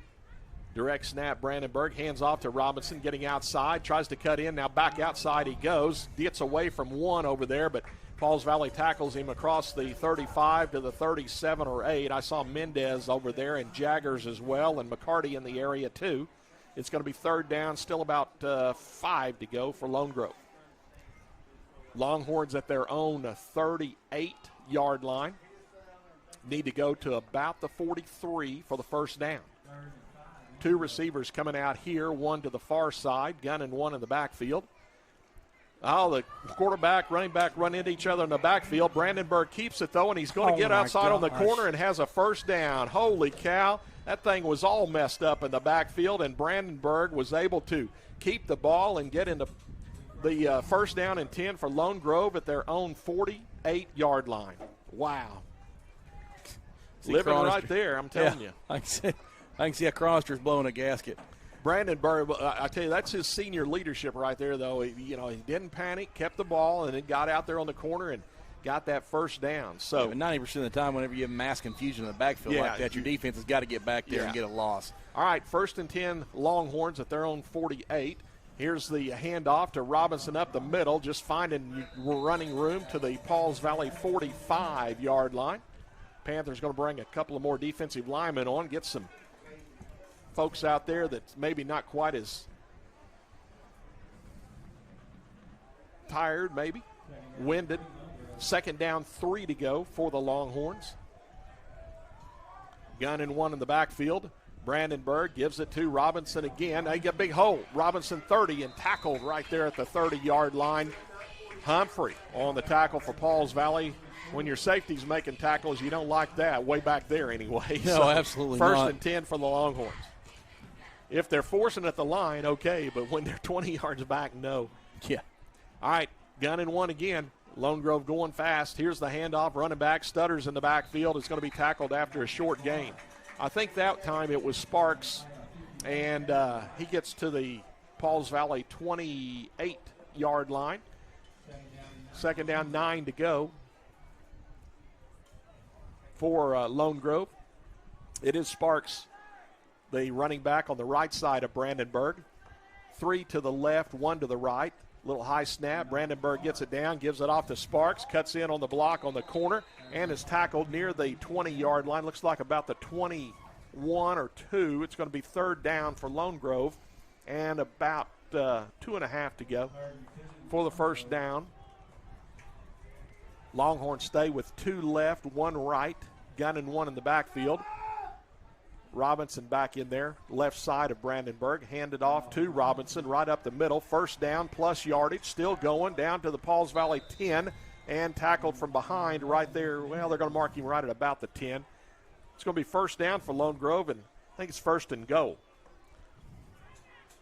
If that nose of the football is on the 10, it is 1st and goal, and it is. So 1st and goal for Lone Grove. And Pauls Valley wants to take a timeout here. Give the Panther defense a little breather right here and try to keep Lone Grove out of the end zone. 2:16 left to go here in the first half. Lone Grove 14, Pauls Valley 7. Pauls Valley 1 timeout left. Lone Grove with 2 to use. Pretty quiet here in the stands, Brian, down here. The Longhorns just rolling yardage off against the Panthers right now. Yeah, no doubt. They give credit to their backfield, though. They're very patient. I mean, they do a good job of following their blocks and really and just finding the creases and getting down, and they're good. It's funny they're so good and they're so fast that there's a couple of times I don't know how there hadn't been flags because they hadn't even letting their offensive line get down in a 3-point stance. They're going down as the time the ball is being snapped, and that really ought to be killed because he's not getting in set because everybody's got to be set for at least a count. But they're quick, they're fast, and for the most part, Panther defense has actually played it pretty well. They've just given up a few chunk plays, and then, of course, the deal where Lone Grove had mass confusion in the backfield, and Pauls Valley couldn't get them stopped. Well, so. you've got Brandenburg, the senior quarterback, and Robinson, the senior running back. I mean, they've got senior experience out there. And, of course, as Coach has said, the youngest Pauls Valley, youngest team he's coached, Coach Raper has said that. So these seniors for Lone Grove doing a pretty good job. Robinson tackled now inside the 10, near about the 7-yard line. So it's going to be 2nd and goal to go for Lone Grove. Ball at about the 7. And this time, Robinson on the right side of Brandenburg, who's in the shotgun. Direct snap, handed off. Robinson cuts in, tackled by the Panthers, shy of the 5, looks like about the 6. Cudjoe getting up for Pauls Valley. Also Weileman It'll be third and goal. Lone Grove looks like right about the 5. It's a good thing Robinson was strong because Cujo had that ball wrapped around. Look, he's fixing to take it from him, and he was able to squeeze it and not let Cujo get there and get it, and you get a turnover for Pauls Valley. Yeah, I'm telling you what, James has been playing pretty well tonight for the Panthers, been in on several tackles. Here's the direct snap to Brandenburg. He's going to throw it in the end zone, wide open, caught, touchdown. That was the blocking back there. That is Cale McLean. He's been lined up behind one or the other tackle tonight as a blocking back, and he snuck out of the backfield and right over the middle for the 5-yard touchdown catch. Yeah, just a great job. Just comes up there and a little pitch and catch, and Pauls Valley didn't have it covered. So here's the point after by Lee. Now the bad snap and thrown down. Jolly gets back there quickly and takes down the holder, McClanahan, as he couldn't get the snap on the tee for the point after. So the pat try, no good. A minute 10 left to go here in the half. It's 20-7, Lone Grove with the lead. Yeah, and with that misfire out there, that could be huge. But with 20-7 game and a game that's got a long ways before it's over, that could be huge. The Panthers have one timeout and a minute 10 to get something accomplished going down to the end here.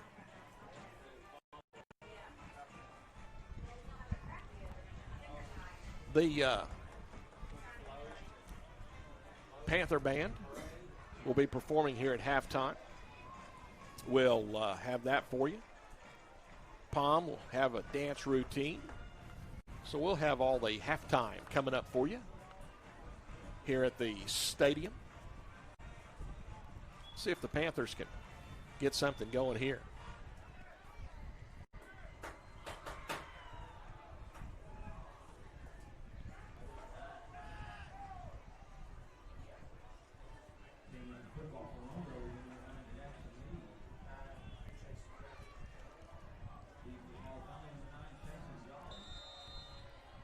The official blows his whistle. Here's the kickoff. Down the field it goes to the far side. Jolly has to run all the way over there. Uh-oh, the ball's loose on the ground. Oh, man. Pauls Valley got lucky there. Jolly slipped down. Lone Grove got down there first and touched that ball, but they couldn't convert it.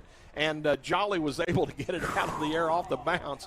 And Pauls Valley dodges a bullet there. And 1st and 10 Panthers at the 11-yard line. I think Jason thought that thing might have a chance to go out of bounds, and kind of whenever it realized that it taken a weird hop after it hit the ground, I think he was like, oh, and tried to do something, and when he fell down, wow. You talked about dodging a bullet right there. That's a 14-point swing right there possibly if Lone Grove gets it at that point.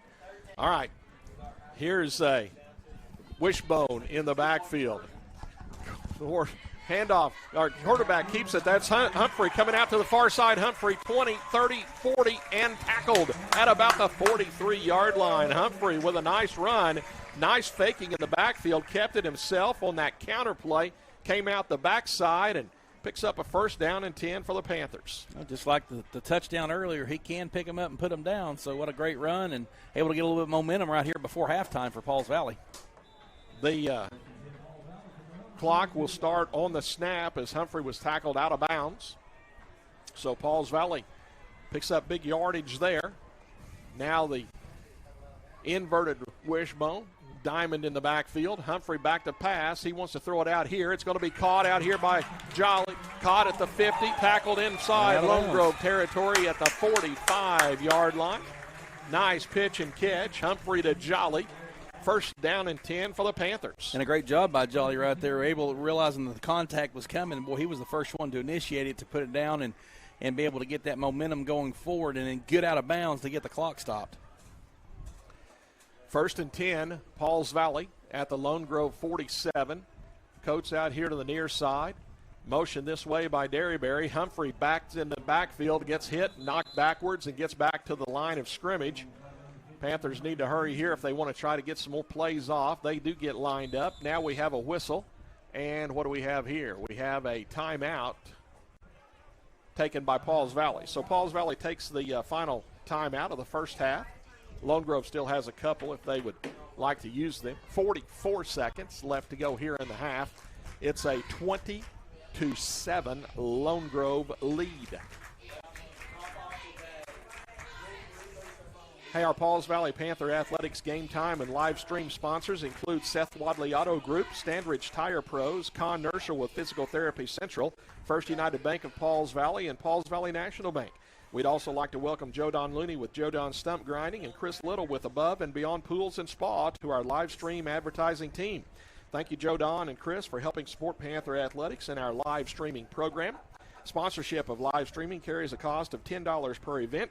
Your company's logo will be on a fly-in rotation every 10 seconds with our other sponsors. If you'd like to be a part of Panther Athletics' live streaming sponsor team, contact Pauls Valley Athletic Director Kirk Moore during the school hours, and he'll help you out. $10 per event to get on our live streaming sponsor team. Here we go, 2nd and 10 for the Panthers. Humphrey's going to roll it this way, and he's going to be on the sideline, throws it away, and, well, out of bounds anyways. The ball was intended out there for Derryberry, but Humphrey was going out of bounds, and I thought he was just throwing it out of bounds, and Derryberry almost got it on the sideline. 3rd down, 10 to go. Well, it was smart. At least he didn't take a sack right there and was able to get rid of the football and give Pauls Valley a little bit extra with the clock stopped, a little extra time with the clock stopped. Mason Smith split out here to this near side. Mason, second-team quarterback, but he's going to run a play here. And Humphrey's going to throw the ball out long. That's going to be overthrown and incomplete. Jolly was trying to get down there for it, but I think the closest guy was Adrian Becker from Lone Grove. And it fell incomplete, so it's 4th down and 10 with 33 seconds left here in the half. Pauls Valley, for the second time tonight, will punt the ball away. And again, Humphrey back in punt formation. Brian wasn't happy with the first punt that there was no flag on, so let's see what happens here. Here's the snap back to Humphrey. Kicks it away and kicked it over here, and it hits, takes a Pauls Valley bounce, but goes out of bounds. Kicked it right on the sideline there. And let's see, out of bounds at the Lone Grove 18-yard line. 1st and 10, Lone Grove at their own 18. 13. Oh, well, the linesman stopped at the 18. Now the back judge had it at the 13. Okay. Well, that's I was going with the linesman. it was the back. It's the back judge's job though, and he has to wait for the white hat to tell him to stop.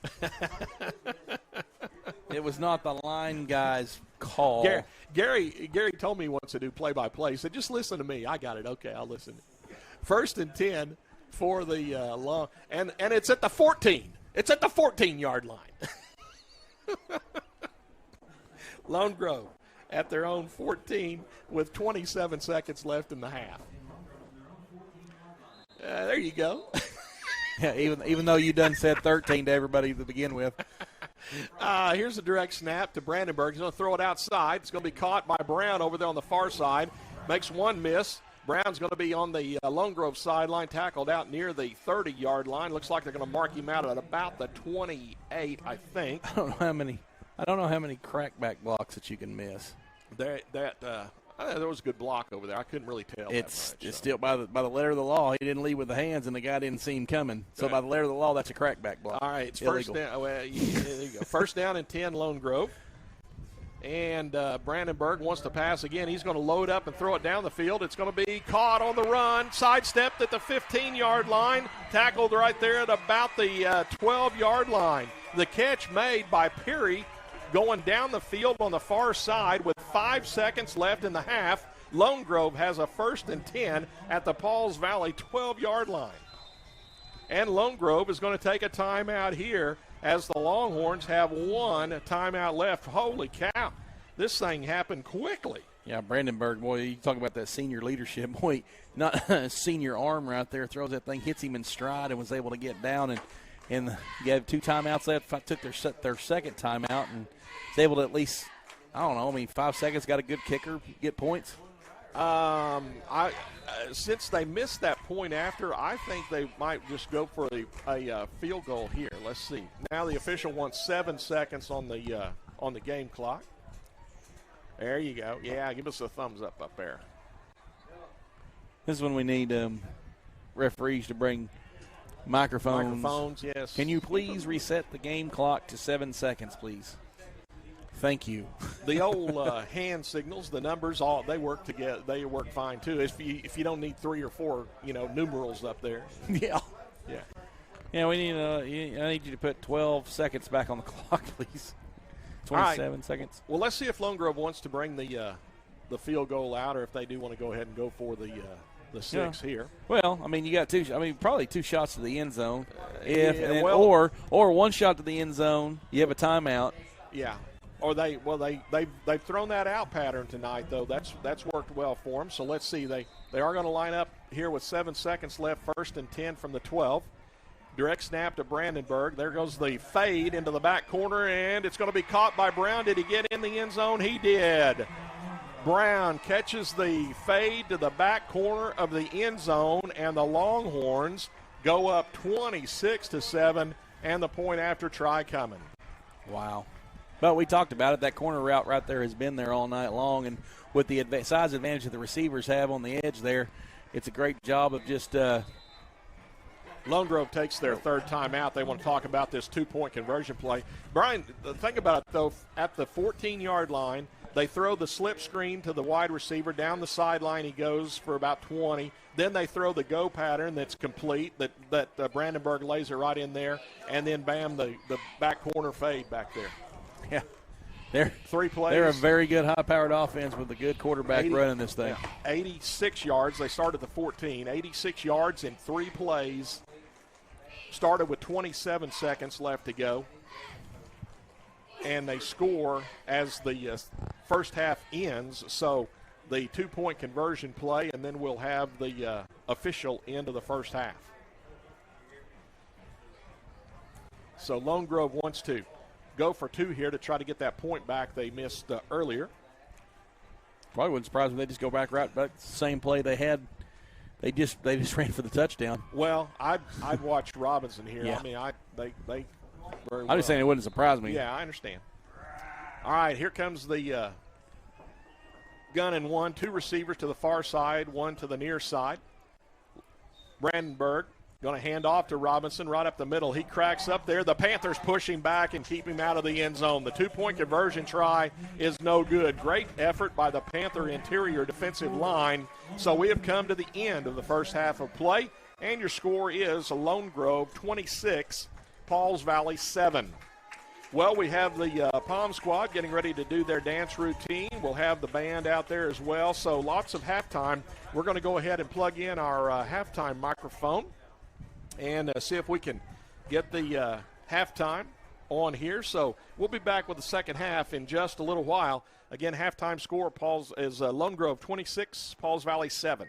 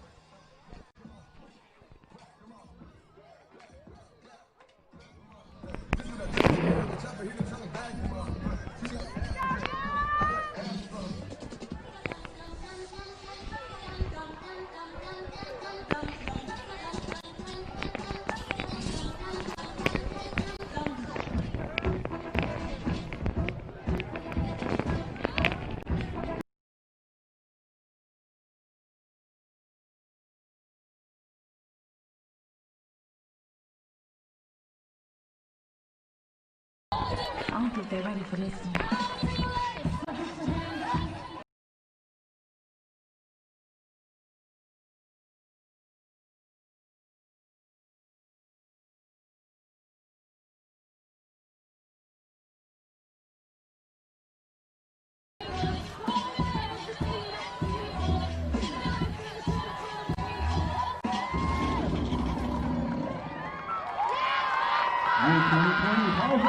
Palm Squad under the direction of Coach Devin Buck.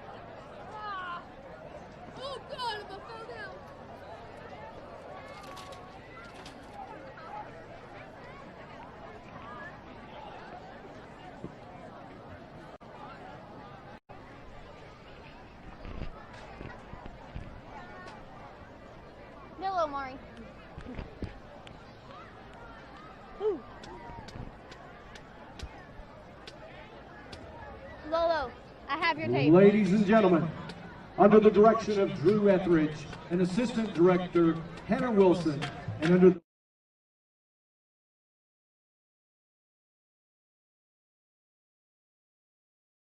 the band, the Pride of the Valley.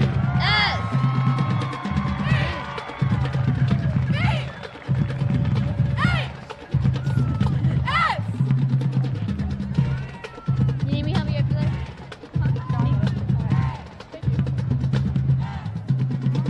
Yes, Bridget.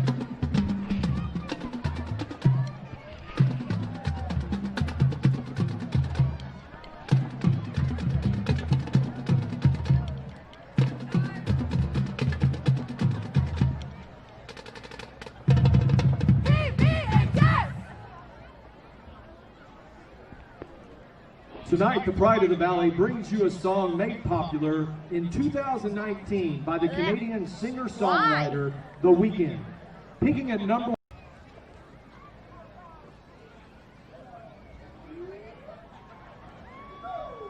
1. Ladies and gentlemen, your 2020 Pride of the Valley.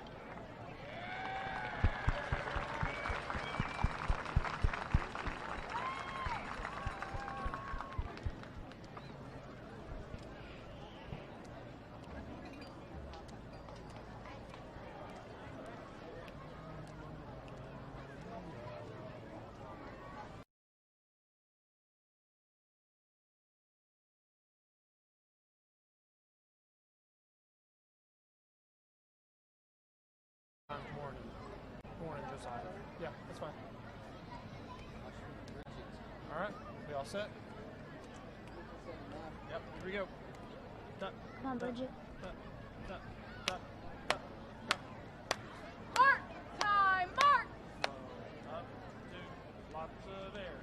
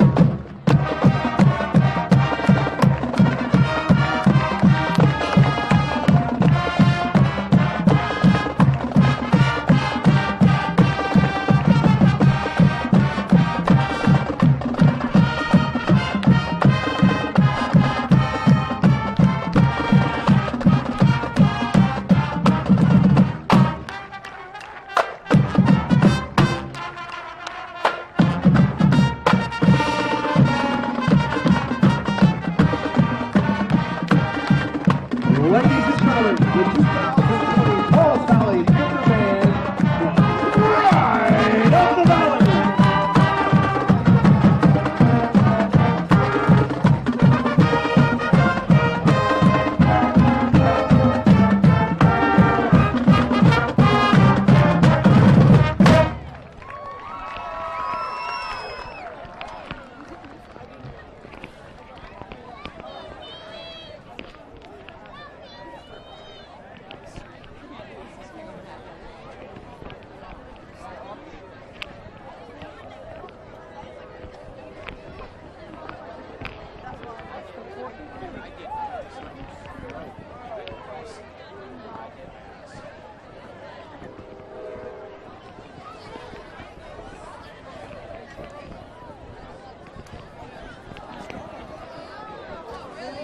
Here you go, Coach Knight.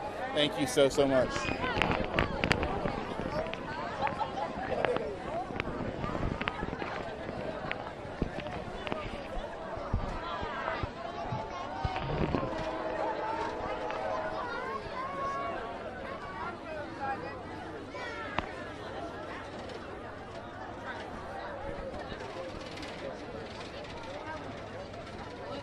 What do you ask?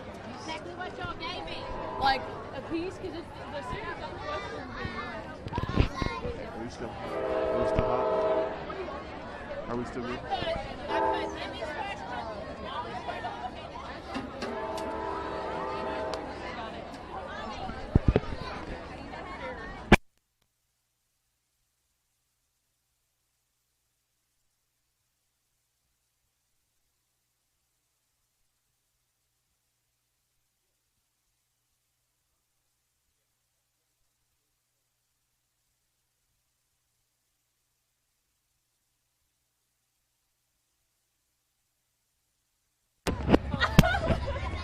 Y'all ready? You got it. I guess. Y'all got this? Are you asking? Yes. How many years have you? Yeah. Okay, so I'm asking each of you.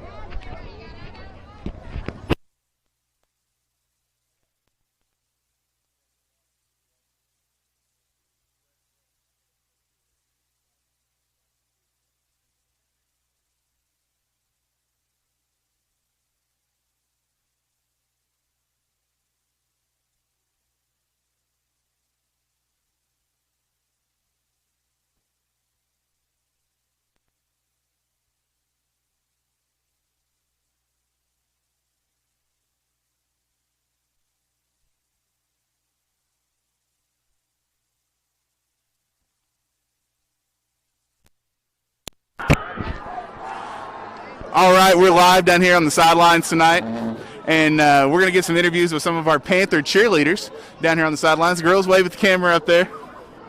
Hey, so first thing I want to ask you, I'm going to ask you your name and how, let's see here, how long have you been a cheerleader? So let's start here, name and how long you've been a cheerleader. My name is Amy Alfred, and I've been a cheerleader for 10 years. 10 years, all right. My name is Sandy Ritchie, and I've also been a cheerleader for 10 years. 10 years. I'm Molly Ricky, and I've been cheering for 7 years. 7 years. We've got 27 years of cheerleading experience down here with just these three girls on the sidelines tonight. All right, so let's start here with Tandy. Tandy, what is your favorite part of being a PVHS cheerleader? My favorite part of being a Paws Valley High School cheerleader is probably Friday Night Lights. I just remember being little and always watching these girls down here, and I was just so excited to be one of them. And so now that I'm this big and I just get to be down here on the sidelines, and it's just a lot of fun. So that's my favorite part. Absolutely. Friday Night Lights. I love it. All right. So, Emmy, what was your favorite memory of your cheerleading career at Paws Valley? I think my favorite memory would have had to been winning regionals last year for competition. It was just really unexpected. We just worked really hard, and it just really paid off, and we were really excited. I hear some laughs over here, so I guess it was a little unexpected? A little unexpected. Yeah. All right, well, that's awesome. And it's one of those things with cheerleading, it's such a team sport. You know, it's not just one individual can do great. It takes everybody, right? Did y'all hit 0? What's the... Is it like off of Cheer off Netflix? Is that similar? Yeah, it's like that. We hit 0 and everyone else dropped. Awesome. All right. And let's see here. We have one more question tonight, and that is, what is the last question? I told you the question. What is it? What have I enjoyed the most? What have you enjoyed the most of your Pauls Valley cheerleading career? Being pulled up as a freshman for competition was just really fun, and then getting to compete in regionals and state and game day state for the past 4 years have just been probably my favorite. That's awesome. Well, girls, we certainly appreciate it tonight. Hopefully we can cheer these guys on a little better here in the second half. Looks like we might need a little help on the scoreboard. Hey, David, thanks so much for taking care of us up there in the booth. Back to you guys.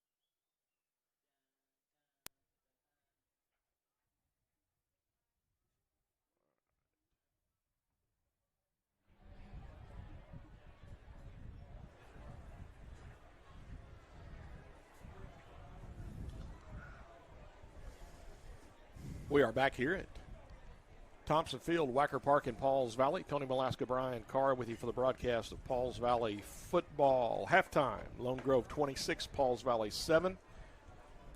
Teams out on the field going through the mandatory 3-minute warm-up, and Brian will get this second half underway. Sulphur leads Little Axe 49-0 at halftime. Pauls Valley goes to Little Axe next Friday night. Man.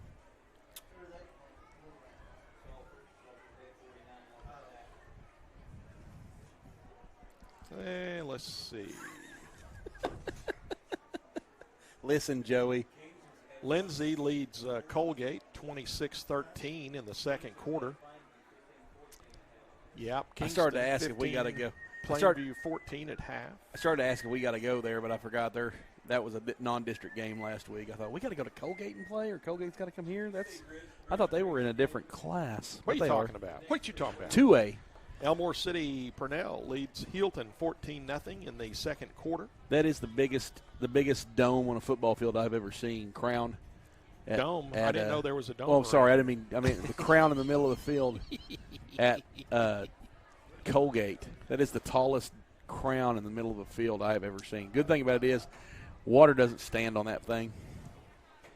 Let's see. You had Maysville defeating Fox right now, right? 32-0 is what was my last report from the man on the ground over there in Maysville, only 15 minutes away. Well, there you go. Of course, I saw it on Facebook, so it could have been a lie. You know, everything on the internet's not always true. Watch out now. Well, watch out now. It's all an illusion. It's not really 26-7 right now out there in Pauls Valley internet land.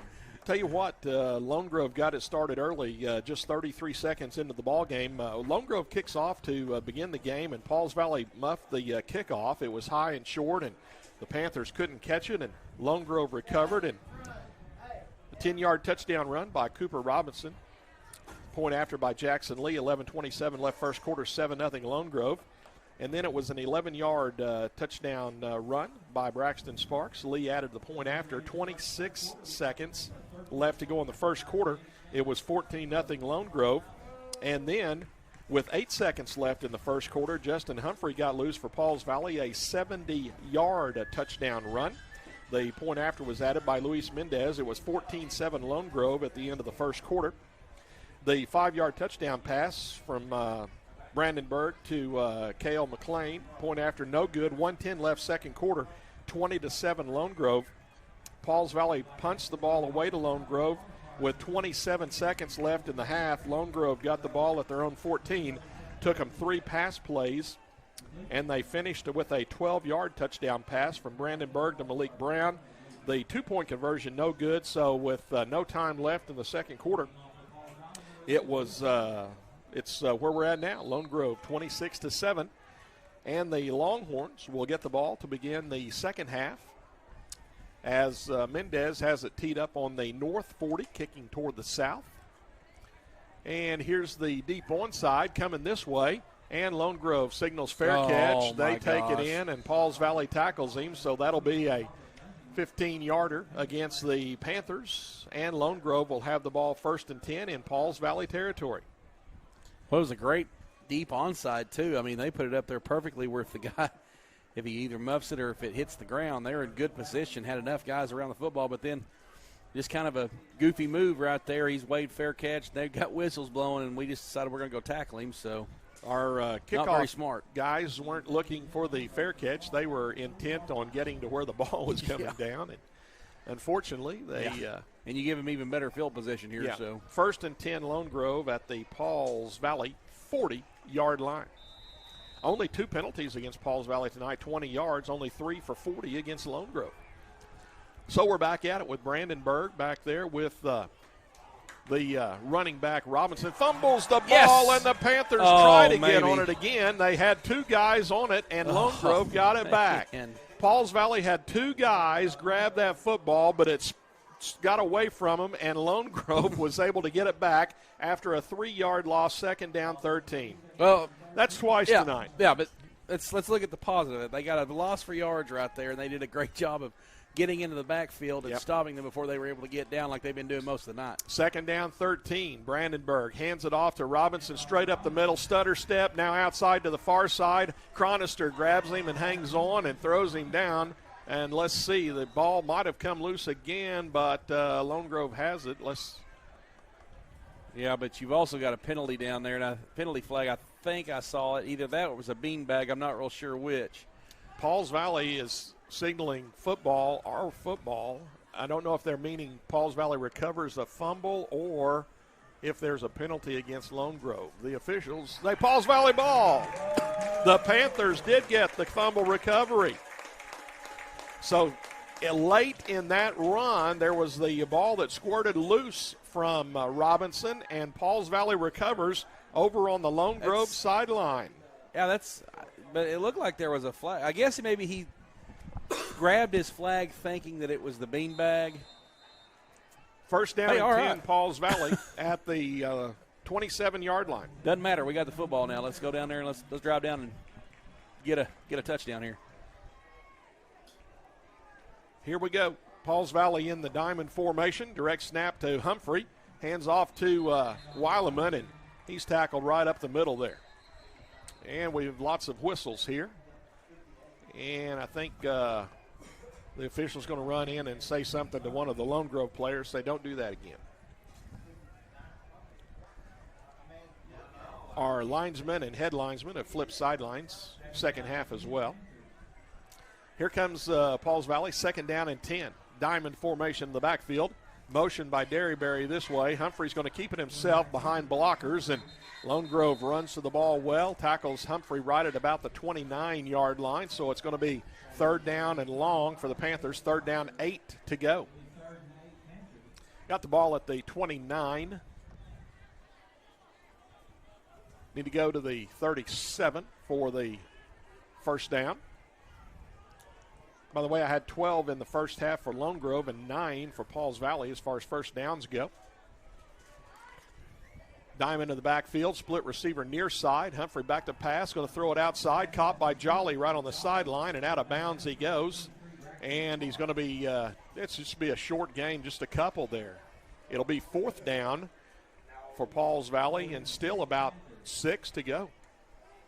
It was a good pass and catch. Unfortunately, we just didn't get it down the field far enough. Yeah. It was too much towards the line of scrimmage in the flat right there, and we were able to get there before basically the sideline tackle was out of bounds. Jackson back for Lone Grove. Pauls Valley gets the punt away. Jackson fair catch and takes it in at about the 41-yard line in Lone Grove territory. So the punt by Humphrey, I thought that thing was close to getting blocked. I don't know how long. I think they might have overrun the thing. Yeah. But anyway, 1st and 10 for the Longhorns. It's funny, the last couple of times that we've had to punt the football, whenever he hasn't been in distress, he's kicked it off the side of his foot. Yeah. And he's got 3 guys in his face, and he puts a perfect one with good spiral down the middle of the field.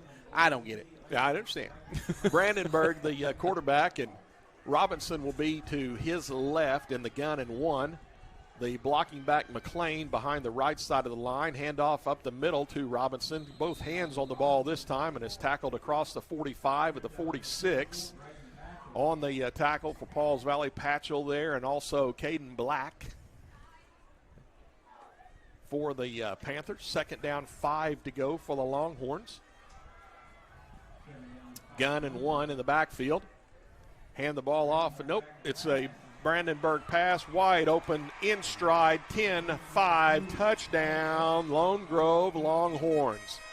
Brandenburg hit Wilkerson in perfect stride down the middle of the field, and 6 more for the Longhorns. Yeah, just a little blown coverage right there. The safety looked like he come up thinking it was the run, and boy, this allowed Wilkerson to get right there in the back, just straight down the field, untouched, and was able to get hit in stride and pulled in for 6.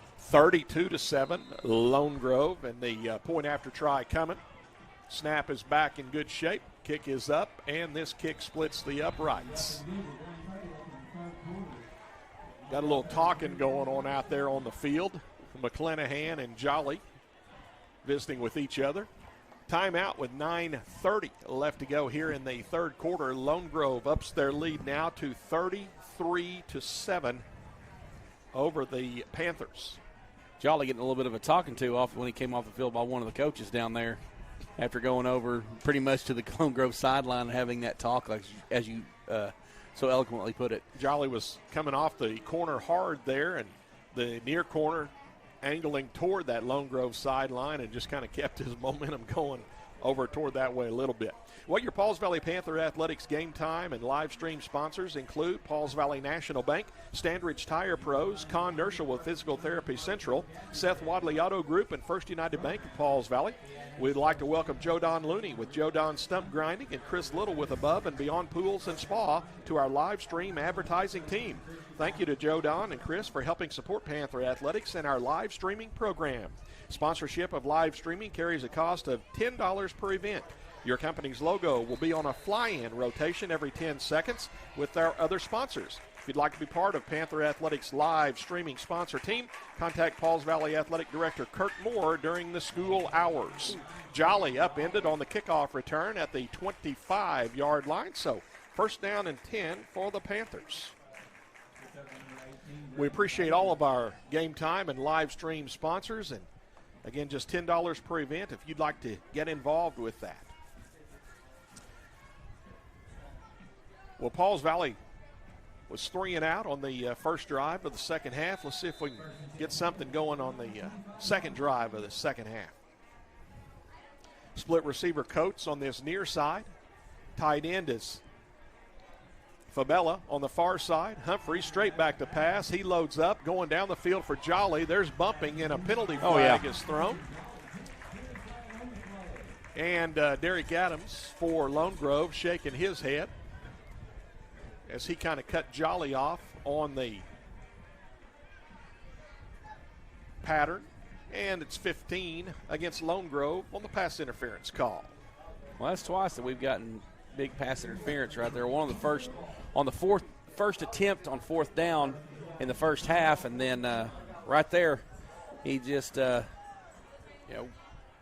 was looking back for the ball, and the defender didn't give him the space to get out there and made contact, and big penalty right there gave the Panthers a first down at the 40-yard line.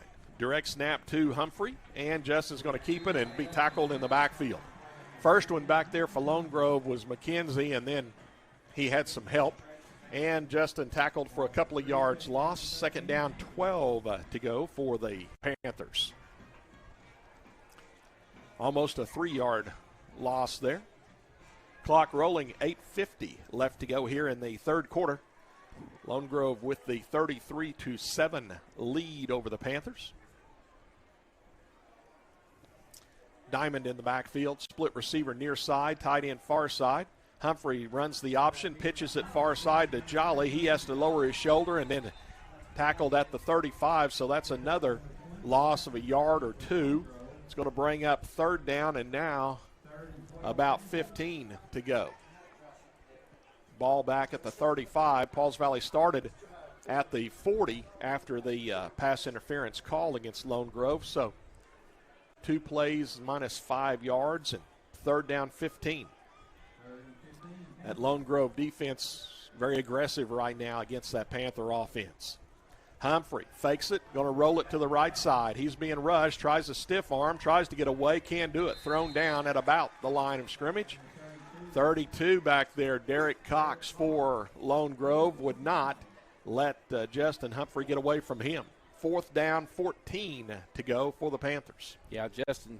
Well, it looked like he had a defensive line chasing him at first, and then all of a sudden the corner came up there on the edge and was able to stick with him, made a good open field tackle before Justin was able to get downfield and try to pick up that first down. Humphrey to punt it. Jackson back for Lone Grove. Humphrey straight on punt. Jackson catches it and tackled immediately. Great coverage by the Panthers that time. Good timing on the hit as well. And Derryberry on the tackle for the Panthers there. First and 10, Lone Grove at their own 28-yard line.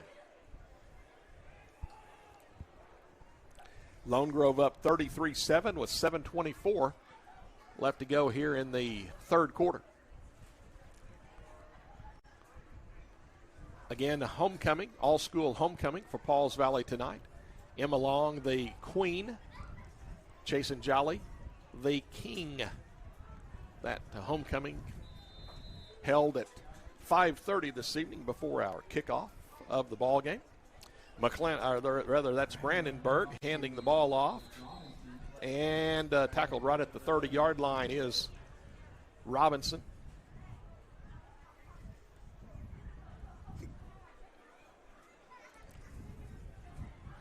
For Pauls Valley on the defensive line right now, Bratcher, Green, McCarty, and Black. Here is the direct snap, Brandenburg. He's going to step up, throw it long, wide open. Brown catches it in stride to the 15, 10-5 touchdown for the Longhorns. Brown got behind the Pauls Valley secondary, and Malik Brown had to just slow up momentarily to catch that from Brandenburg, but cross-country touchdown again for the Longhorns. It's 39-7 with the point after try coming. Man, he's impressed me. Wonder if he's got any offers anywhere. I haven't heard. Haven't heard either. Don't know. But he can sling it. Yep. Here comes the point after try by Lee. And snap, hold, kick, all good. 6:45 left to go here in the third quarter. Lone Grove 40, Pauls Valley 7. And the Longhorns getting ready to kick off to the Panthers. But remember, Brandenburg is a senior. Robinson, the running back, is a senior. Brown, the wide receiver that caught that, a senior. Perry, that caught a few in the first half, he's a senior. A lot of senior skilled players on the field for Lone Grove. And again, Pauls Valley, very young football team, play a bunch of sophomores. So the Longhorns have the better end of it here tonight. Oh, yeah. I mean, that experience, we talk about it all the time. Experience goes a long way.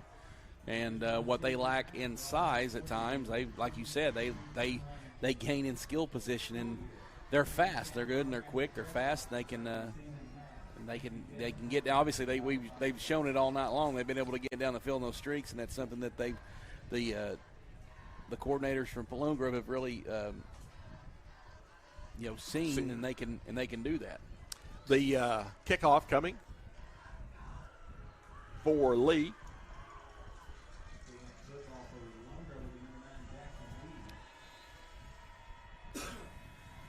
Here's the kickoff, and it's a deep onside. It hits again. Wow, Pauls Valley's Landon Weileman caught that on a bounce. I don't know. He was lucky to catch that ball, bounded right to him, and took a hard hit when he caught that skipping ball. Wow. I still don't understand.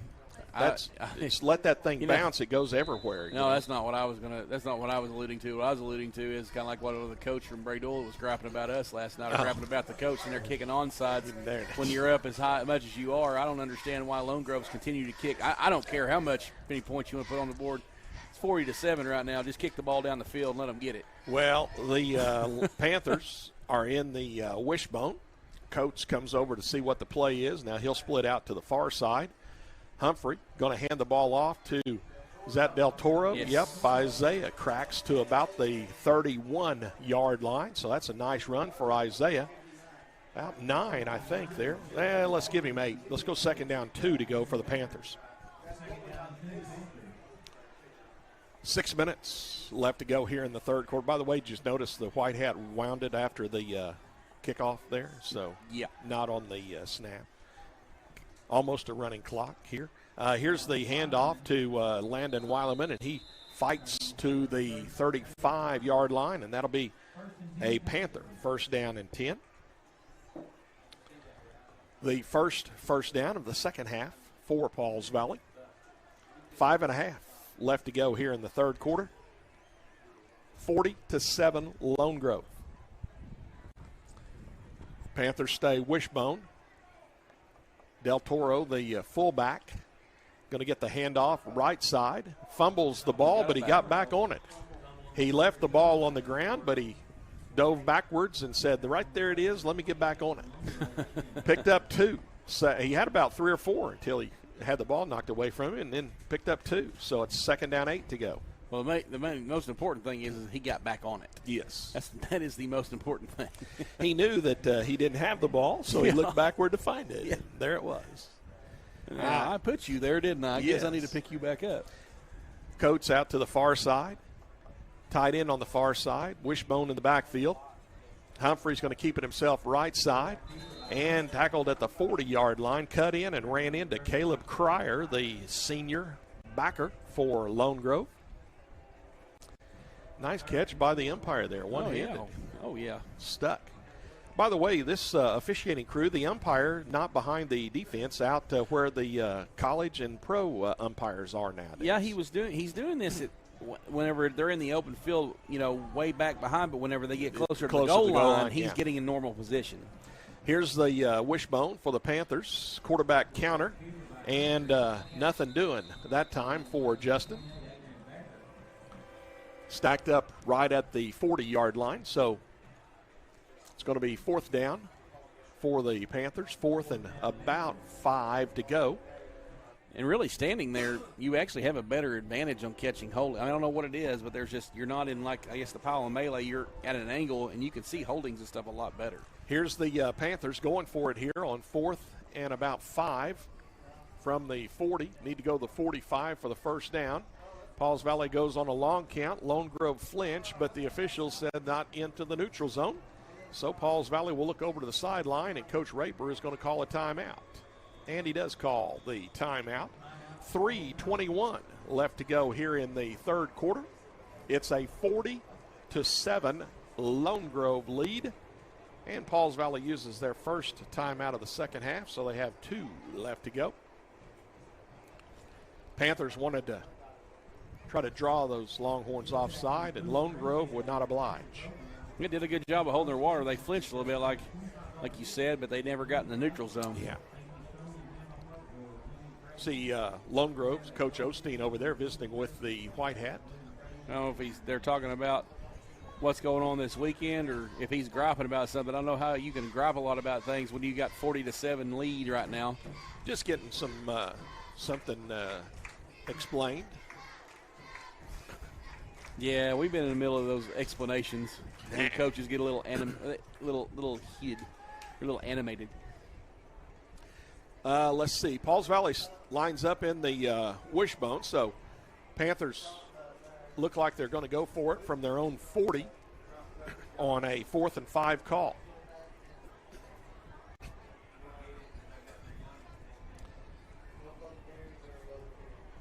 Split receiver is out to the far side, tight end far side as well. Here is Humphrey, option, pitches the ball to Derryberry, hit in the backfield and tackled. Lost, well, they'll put him back at the line of scrimmage, but not the 5 yards you needed. So the ball turns over on downs to the Longhorns. 1st and 10 Lone Grove at the Pauls Valley, actually be the 39.5. Yep, they're going to mark it right at the 39. Our old buddy Bill Delaplane just texted. Davis Tisch, 6'6" at halftime. Can you believe that? Wow. Huh. No, I can't.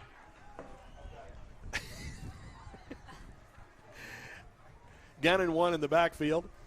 Here's Brandenburg handing the ball off, and Sparks bounces outside. Pauls Valley didn't get a good tackle there, and Sparks is still going down the far sideline and going to be tackled at about the around the 21 or 2. Jolly comes up to make the tackle, but the Panthers should have had him in the backfield. Yeah, it's just made that contact thinking you're just going to knock that guy down. Well, guess what? He's just as stout as you are, and you're going to have to grab him around the waist and bring him down. You got to wrap up when you tackle, and that's what a lot of the times, a lot of problems with defenses is they just don't wrap up anymore. Well, you know, we've talked about Robinson, the senior running back, but Sparks was the second running back, and he's just a sophomore. He's a pretty good little running back there. Here is the direct snap to Brandenburg, handed off to Sparks again. He's going left side, lowers his shoulder, and bowls over Jaggers, but TK with the tackle, and a few others on the Panther tackle. Patchell was one of them back there. 2nd down 1 for Lone Grove at the Pauls Valley 12. 2 left, 1 right. Handoff. Oh, nice move by Pauls Valley's Landon Weileman. The official said the ball carrier was down before the ball squirted loose. Yeah, that one. That was close. Yeah, it was. Sure looked like that thing was moving. Even from way up here, it looked like that thing was moving before he got on the ground. That's good field, though, by Weileman, the linebacker for the Panthers there. 3rd down 1 for Lone Grove. 2 to the right, 1 to the left. Blocking back, left side of the line. Handoff, Robinson, and a 1st down and goal to go for Lone Grove.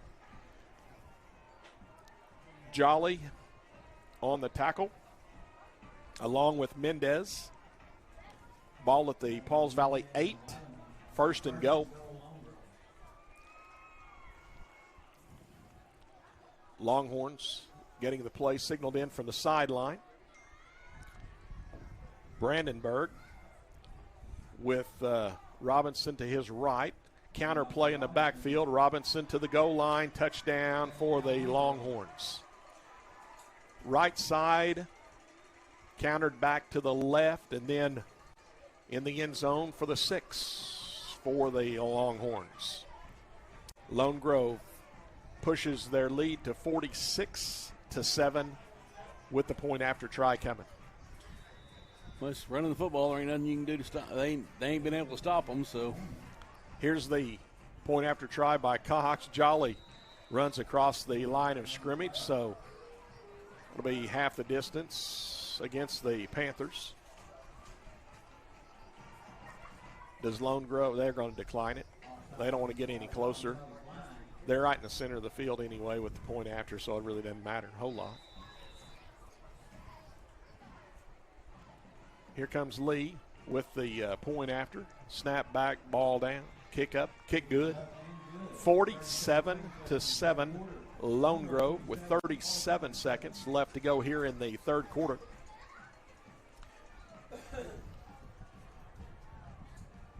By the way, on that Tish Davis score, each team with a touchdown and both teams missed the point after. 6-6 halftime, Davis and Tishomingo. Yeah, that's kind of a little bit of a mind-boggling score. Let's see. I'm going to see if I can. Sulphur is now 56-0 over Little Axe in the third quarter. And again, Pauls Valley goes to Little Axe next Friday night, 7:30 kickoff. Mr. Bill said that Tish recovered their second half kickoff and has the ball on their own on the Davis 30 going in. Yep.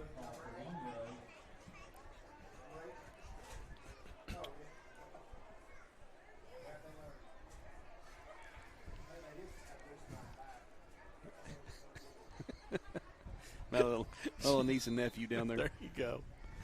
All right, here's the kickoff. Deep onside, but it doesn't go 10 yet, and it bounces backwards, so Pauls Valley should get away from it. Don't be jacking that thing down after it went 8 yards and bounced back. It's Lone Grove's ball. The ball went 10 yards. I thought the ball went on this side of the 50 and bounced back. 50. I thought it hit before the 50. Now the officials did say it did. So, yeah, I get – yeah. Now they're trying to decide. Pauls Valley's bringing the football out. It's Lone Grove football. And now the ball went 10 yards. I understand. And then bounced back. I know, but the official down here has the Pauls Valley ball, and he was going to throw it out there. Yeah. And now I get you. Okay. I understand. I know what you're doing. Yeah, I don't understand. Yeah, I'm like Coach Raper. I just don't understand. Why in the crap are you kicking onside kicks for? Yeah. It's not bad enough that you're up 47-7 and you just got to pile it on. Yeah, that's ridiculous. The recovery was at the 47, so only 7 yards from where they kicked it, but it went 12 and bound backwards. And once it goes 10, even though it bounced backwards, you can still recover that. It's a live ball. So here's the handoff to McClanahan now as he's the running back, and Pauls Valley takes him out of bounds on the Lone Grove sideline. And the official wants to keep the clock rolling, which is a nice idea. It'll be second down and about 11 to go for Lone Grove as Pauls Valley threw McClanahan for a 1-yard loss. And now the Longhorns are going to let the time roll off of the scoreboard. So that wraps up 3 quarters. And it will be Lone Grove 47, Pauls Valley 7 going into the final 12 minutes. And Lone Grove will have it second down and 11 from their 46-yard line.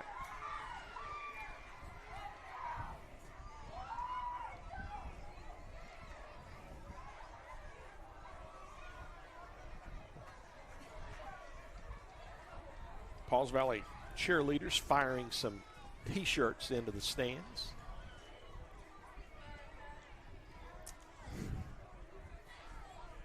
As far as they could fire them. We made it about halfway up.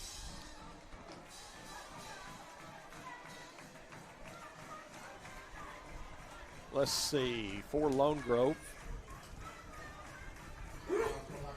Brandenburg,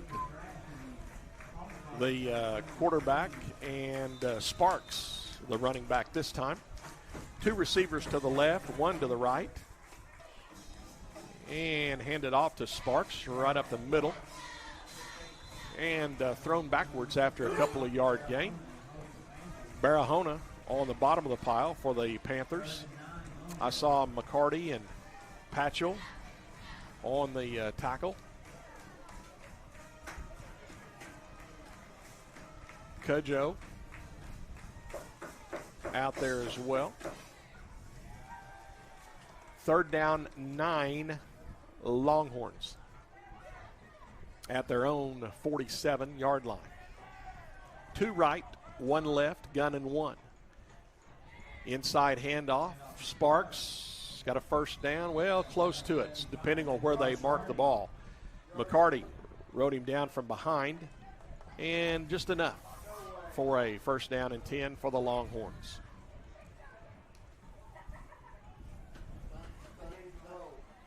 Ball at the Pauls Valley 42-yard line.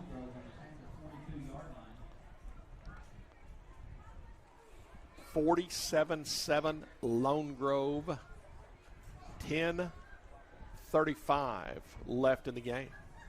Inside handoff McClanahan. Right side going back left. Penalty flag thrown.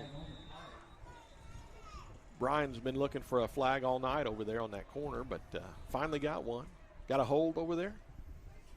No, that's probably something on us. No, I'm kidding. it's not. I'm kidding. Yeah, it's a hold. I knew you were. Just kind of the way the game's gone. Though, Yeah, you know, it really kind of has. It's been kind of a. It was from the opening kickoff. We couldn't catch the opening kickoff, and it was 14-7 after the 70-yard run by Humphrey. But well, I mean, my biggest thing is I'm sitting here looking at going, why are you still running these counters and draws and stuff like that and everything and spreading these guys out? Just the clock's running. Just get an I formation and run the football or pistol or something. I mean, don't. I know they're running it, but I mean, it's like they're trying to do everything they can to see like they're trying to run this thing up. I'm just like, golly, just hand the football off, keep the clock running. McClanahan gets tackled right at the 45 in Pauls Valley territory, so it'll be second down and 13 to go for the Longhorns. Well, I wouldn't feel that way if it wasn't for the fact they're still kicking onside kicks when you have a 40 to nothing, the 40 to onside, 7 I understand, lead. but this is just their offense. I mean, they're in a gun and one the entire game. That's just the way it is. Hand the ball off up the middle to Robinson, and he's going to get tackled at the 40-yard line. And for Pauls Valley, Smith on the bottom of the pile. Latzer also on the tackle for the Panthers. Third down, a little more than 8 to go for the Longhorns. 2 right, 1 left, blocking back in the gun and one. Quarterback throws it outside, caught in the flat. McLean, he gets a block in the back by Brown. The penalty flag thrown, and McLean is going to be tackled down at the Pauls Valley 15, but that'll come back from the block in the back. The flag is at the 34 in Pauls Valley territory, so that'll take the ball back to the 44. Malik Brown, the culprit for Lone Grove. It'll be third down again, this time third down and about 12. Roll the clock, Mr. Whitehat. There you go. 8:20 left to go in the ball game. Mike Chandler, our white hat, me and him communicate real well, They've done a very good. He and I should say. I will say there's a couple of things that we may have seen that we kind of questioned or whatever. No, you've seen that you've questioned. I'm just saying they've done a really good job. Here's a quick little toss outside. It's going to be complete to McLean again, and this time to the left side, and he's driven back at about the 33-yard line, and that's right about where he needed to go for a first down. I think he's going to be just shy. I think a yard, maybe 2? Looks like about a yard. About a yard. Yeah, fourth down. Yard and a half. Yeah, fourth and short. 7:40 left to go in the ball game. 47-7, Lone Grove. I'll be able to go get some Bakers tonight. Yes. Going to be getting out of here quick enough anyway. I like these 7 o'clock kicks. I do too. 2 receivers left, 1 to the right. Fourth down, McClanahan. He's going to be tackled. Oh, it's going to be close. Panthers, great defense that time. And the officials are going to have to look it over. And they're going to say Pauls Valley football. The Panthers hold on fourth down and a yard and a half. Good defense by Pauls Valley. Let's see who the quarterback is for the Panthers. It could be Smith. And I think it is going to be Mason Smith.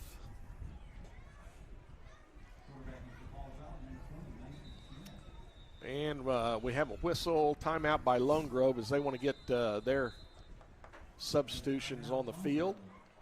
Pauls Valley was ready to go with all their subs, and Lone Grove's now going to bring theirs out too. 7:08 left to go in tonight's ball game. 47-7. Lone Grove leads Pauls Valley. Hey, Pauls Valley Panther Athletics game time and live stream sponsors include Pauls Valley National Bank, Standridge Tire Pros, Con Nerschel with Physical Therapy Central, First United Bank of Pauls Valley, and Seth Wadley Auto Group. We'd like to welcome Joe Don Looney with Joe Don Stump Grinding and Chris Little with Above and Beyond Pools and Spa to our live stream advertising team. Thank you, Joe Don and Chris, for helping support Panther Athletics and our live streaming program. Sponsorship of live streaming carries a cost of just $10 per event. Your company's logo will be on a fly-in rotation every 10 seconds with our other sponsors. If you'd like to be part of the Panther Athletics live streaming sponsor team, contact Pauls Valley Athletic Director Kirk Moore during school hours Monday through Friday. Kirk will be able to help you out there. So just $10 per event. You can support Pauls Valley Athletics and get your logo on that live streaming sports broadcast of ours. All the football games, all the basketball games. At least we're hoping basketball season should be. Here we go. Pauls Valley in the wishbone. First down and 10. Smith under center. Going to hand the ball off up the middle. I believe Clonch, was it? 6 Clonch, yes. And Clonch gets 3. Second down, 7 to go for the first and 10. Langston Clonch, a sophomore. Mason Smith, a sophomore. We'll get the other running backs. Split receiver coming out here to this near side. Smith's going to keep it himself, cuts in, and it's going to be tackled right at about the line of scrimmage. Chronister, the split receiver this side. Corbin Derryberry out there. Gunnar Derryberry, starting running back. Corbin Derryberry is out there right now. Also, I think that's 23 in the backfield. That's Christian Lara. He's in the backfield. 16, Aiden Arroyo. The tight end is on the far side. Third down, 5 for the Panthers. Smith takes the snap, hands the ball off. Tough running for Clonch. He gets across the 40 to about the 41-yard line. Going to be 4th down and about 2 to go for the first and 10.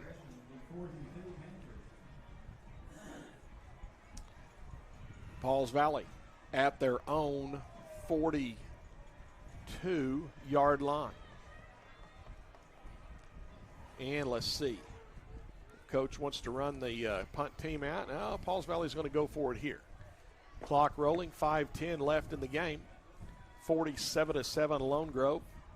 Smith under center. Takes the snap and hands off to Clonch, and he is tackled at the line of scrimmage. The Panthers turn the ball over on downs. And it'll be 1st and 10 Lone Grove.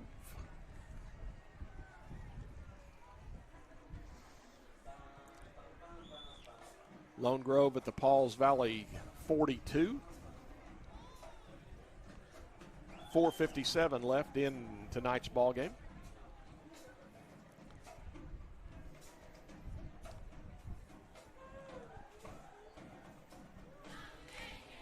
If I were the white hat, I'd just go ahead and roll it. Yeah, I'm trying to figure out what he's waiting on. Well, let Lone Grove stand over there on the sideline if they wanted to. And I'd forget the 25-second play clock, 25 right now on the change of possession. And I say, if you want to stand over there for a minute and a half, go ahead. Yeah, with the clock rolling. Yeah. Don't even worry about it. All right, here we go. Lone Grove has to run a wide receiver on quickly. Here's the direct snap, handoff in the backfield. Running back that time is Eli Kendall. The quarterback right now is Jackson McClanahan. There's another McClanahan. Cody McClanahan is a senior, but Jackson McClanahan is a freshman. So 3 more years of another McClanahan, we get to say on the radio, on the internet. It kind of rolls off the tongue, too, doesn't it? McClanahan. McClanahan. Irish? Got to be. McClanahan. By the way, I like it. A half-yard loss, second down, 10.5 for Lone Grove. Can't put that up on the board. Direct snap to McClanahan. He's going to hand the ball off.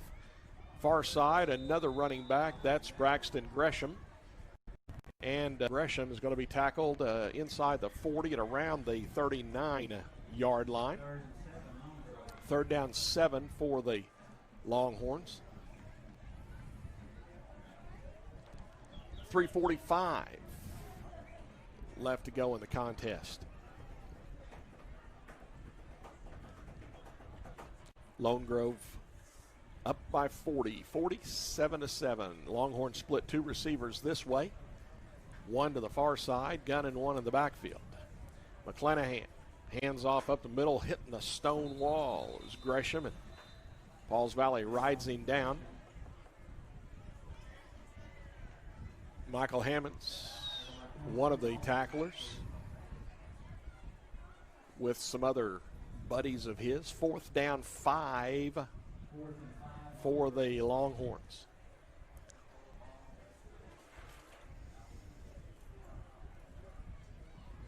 Pauls Valley on the road next Friday night at Little Axe. 7 o'clock kick.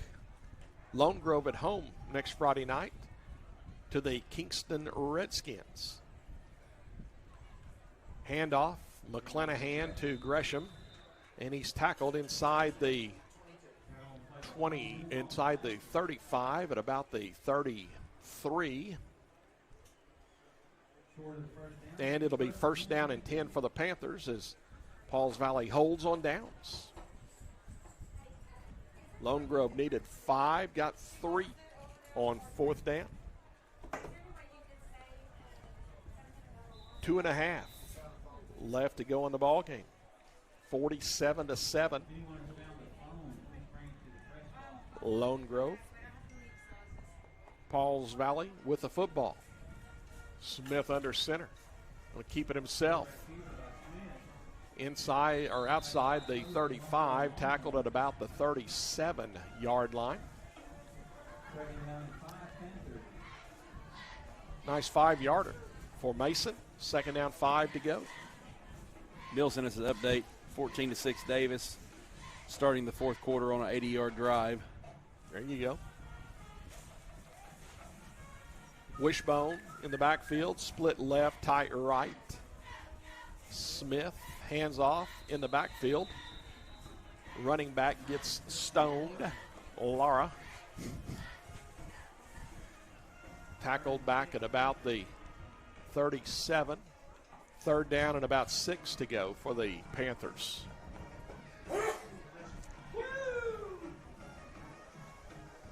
Minute 20 left to go in the ball game.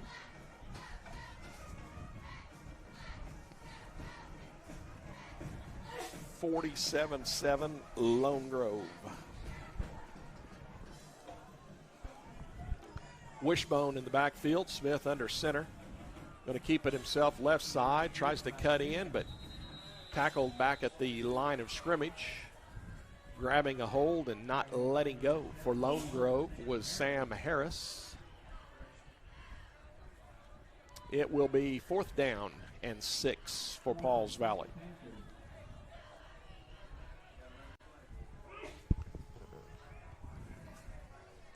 $20 on the play clock, 35 on the game clock.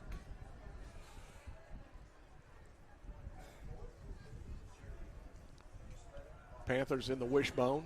Split left, tight right. Smith under. Going to run the option. Pitches it back. Lara makes a tough catch, but thrown down in the backfield for a loss of yardage. The official says keep the clock rolling, and That'll be your final play of the ball game. The final tonight, Lone Grove 47, Pauls Valley 7. Brian would like to have gotten a win to start district play, but Lone Grove a little bit too much tonight with that senior-laden ball club of theirs. Oh, yeah, just can't take away anything from their senior experience. Talking about Brandon Bird, quarterback, Robinson, the running back. They did just a great job. And Pauls Valley, you know, we kind of mentioned from the opening kickoff when Lone Grove got it and went, 33 seconds and scored a touchdown. The Panthers looked a little flat and did come out and kind of play a little flat tonight. But still, don't take anything away from Lone Grove. Pauls Valley just ran into a buzzsaw tonight for Lone Grove on offense, and there's a lot of work needs to be done this week as we go to Little Axe next week, and hopefully can come back to the Valley with a win. Sounds like a plan right there. I want to say one more time, Pauls Valley Panther Athletics game time and live stream sponsors include Pauls Valley National Bank, Standridge Tire Pros, Seth Wadley Auto Group, Con Nerschel with Physical Therapy Central, and First United Bank of Pauls Valley. We'd also like to welcome Joe Don Looney with Joe Don Stump Grinding and Chris Little with Above and Beyond Pools and Spa to our live stream advertising team. Thank you, Joe Don and Chris, for helping support Panther Athletics in our live streaming program. Sponsorship of live streaming carries a cost of just $10 per event. Your company's logo will be on a fly-in rotation every 10 seconds with our other sponsors. If you'd like to be part of Panther Athletics' live streaming sponsor team, contact Pauls Valley Athletic Director Kirk Moore during school hours Monday through Friday, and Kirk will be able to fix you up. Just $10 per event.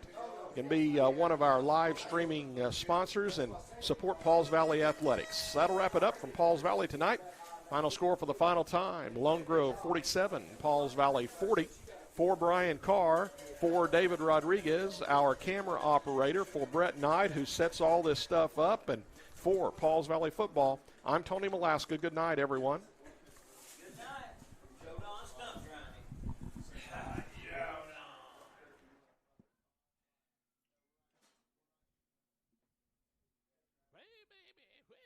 You're going to Baker's.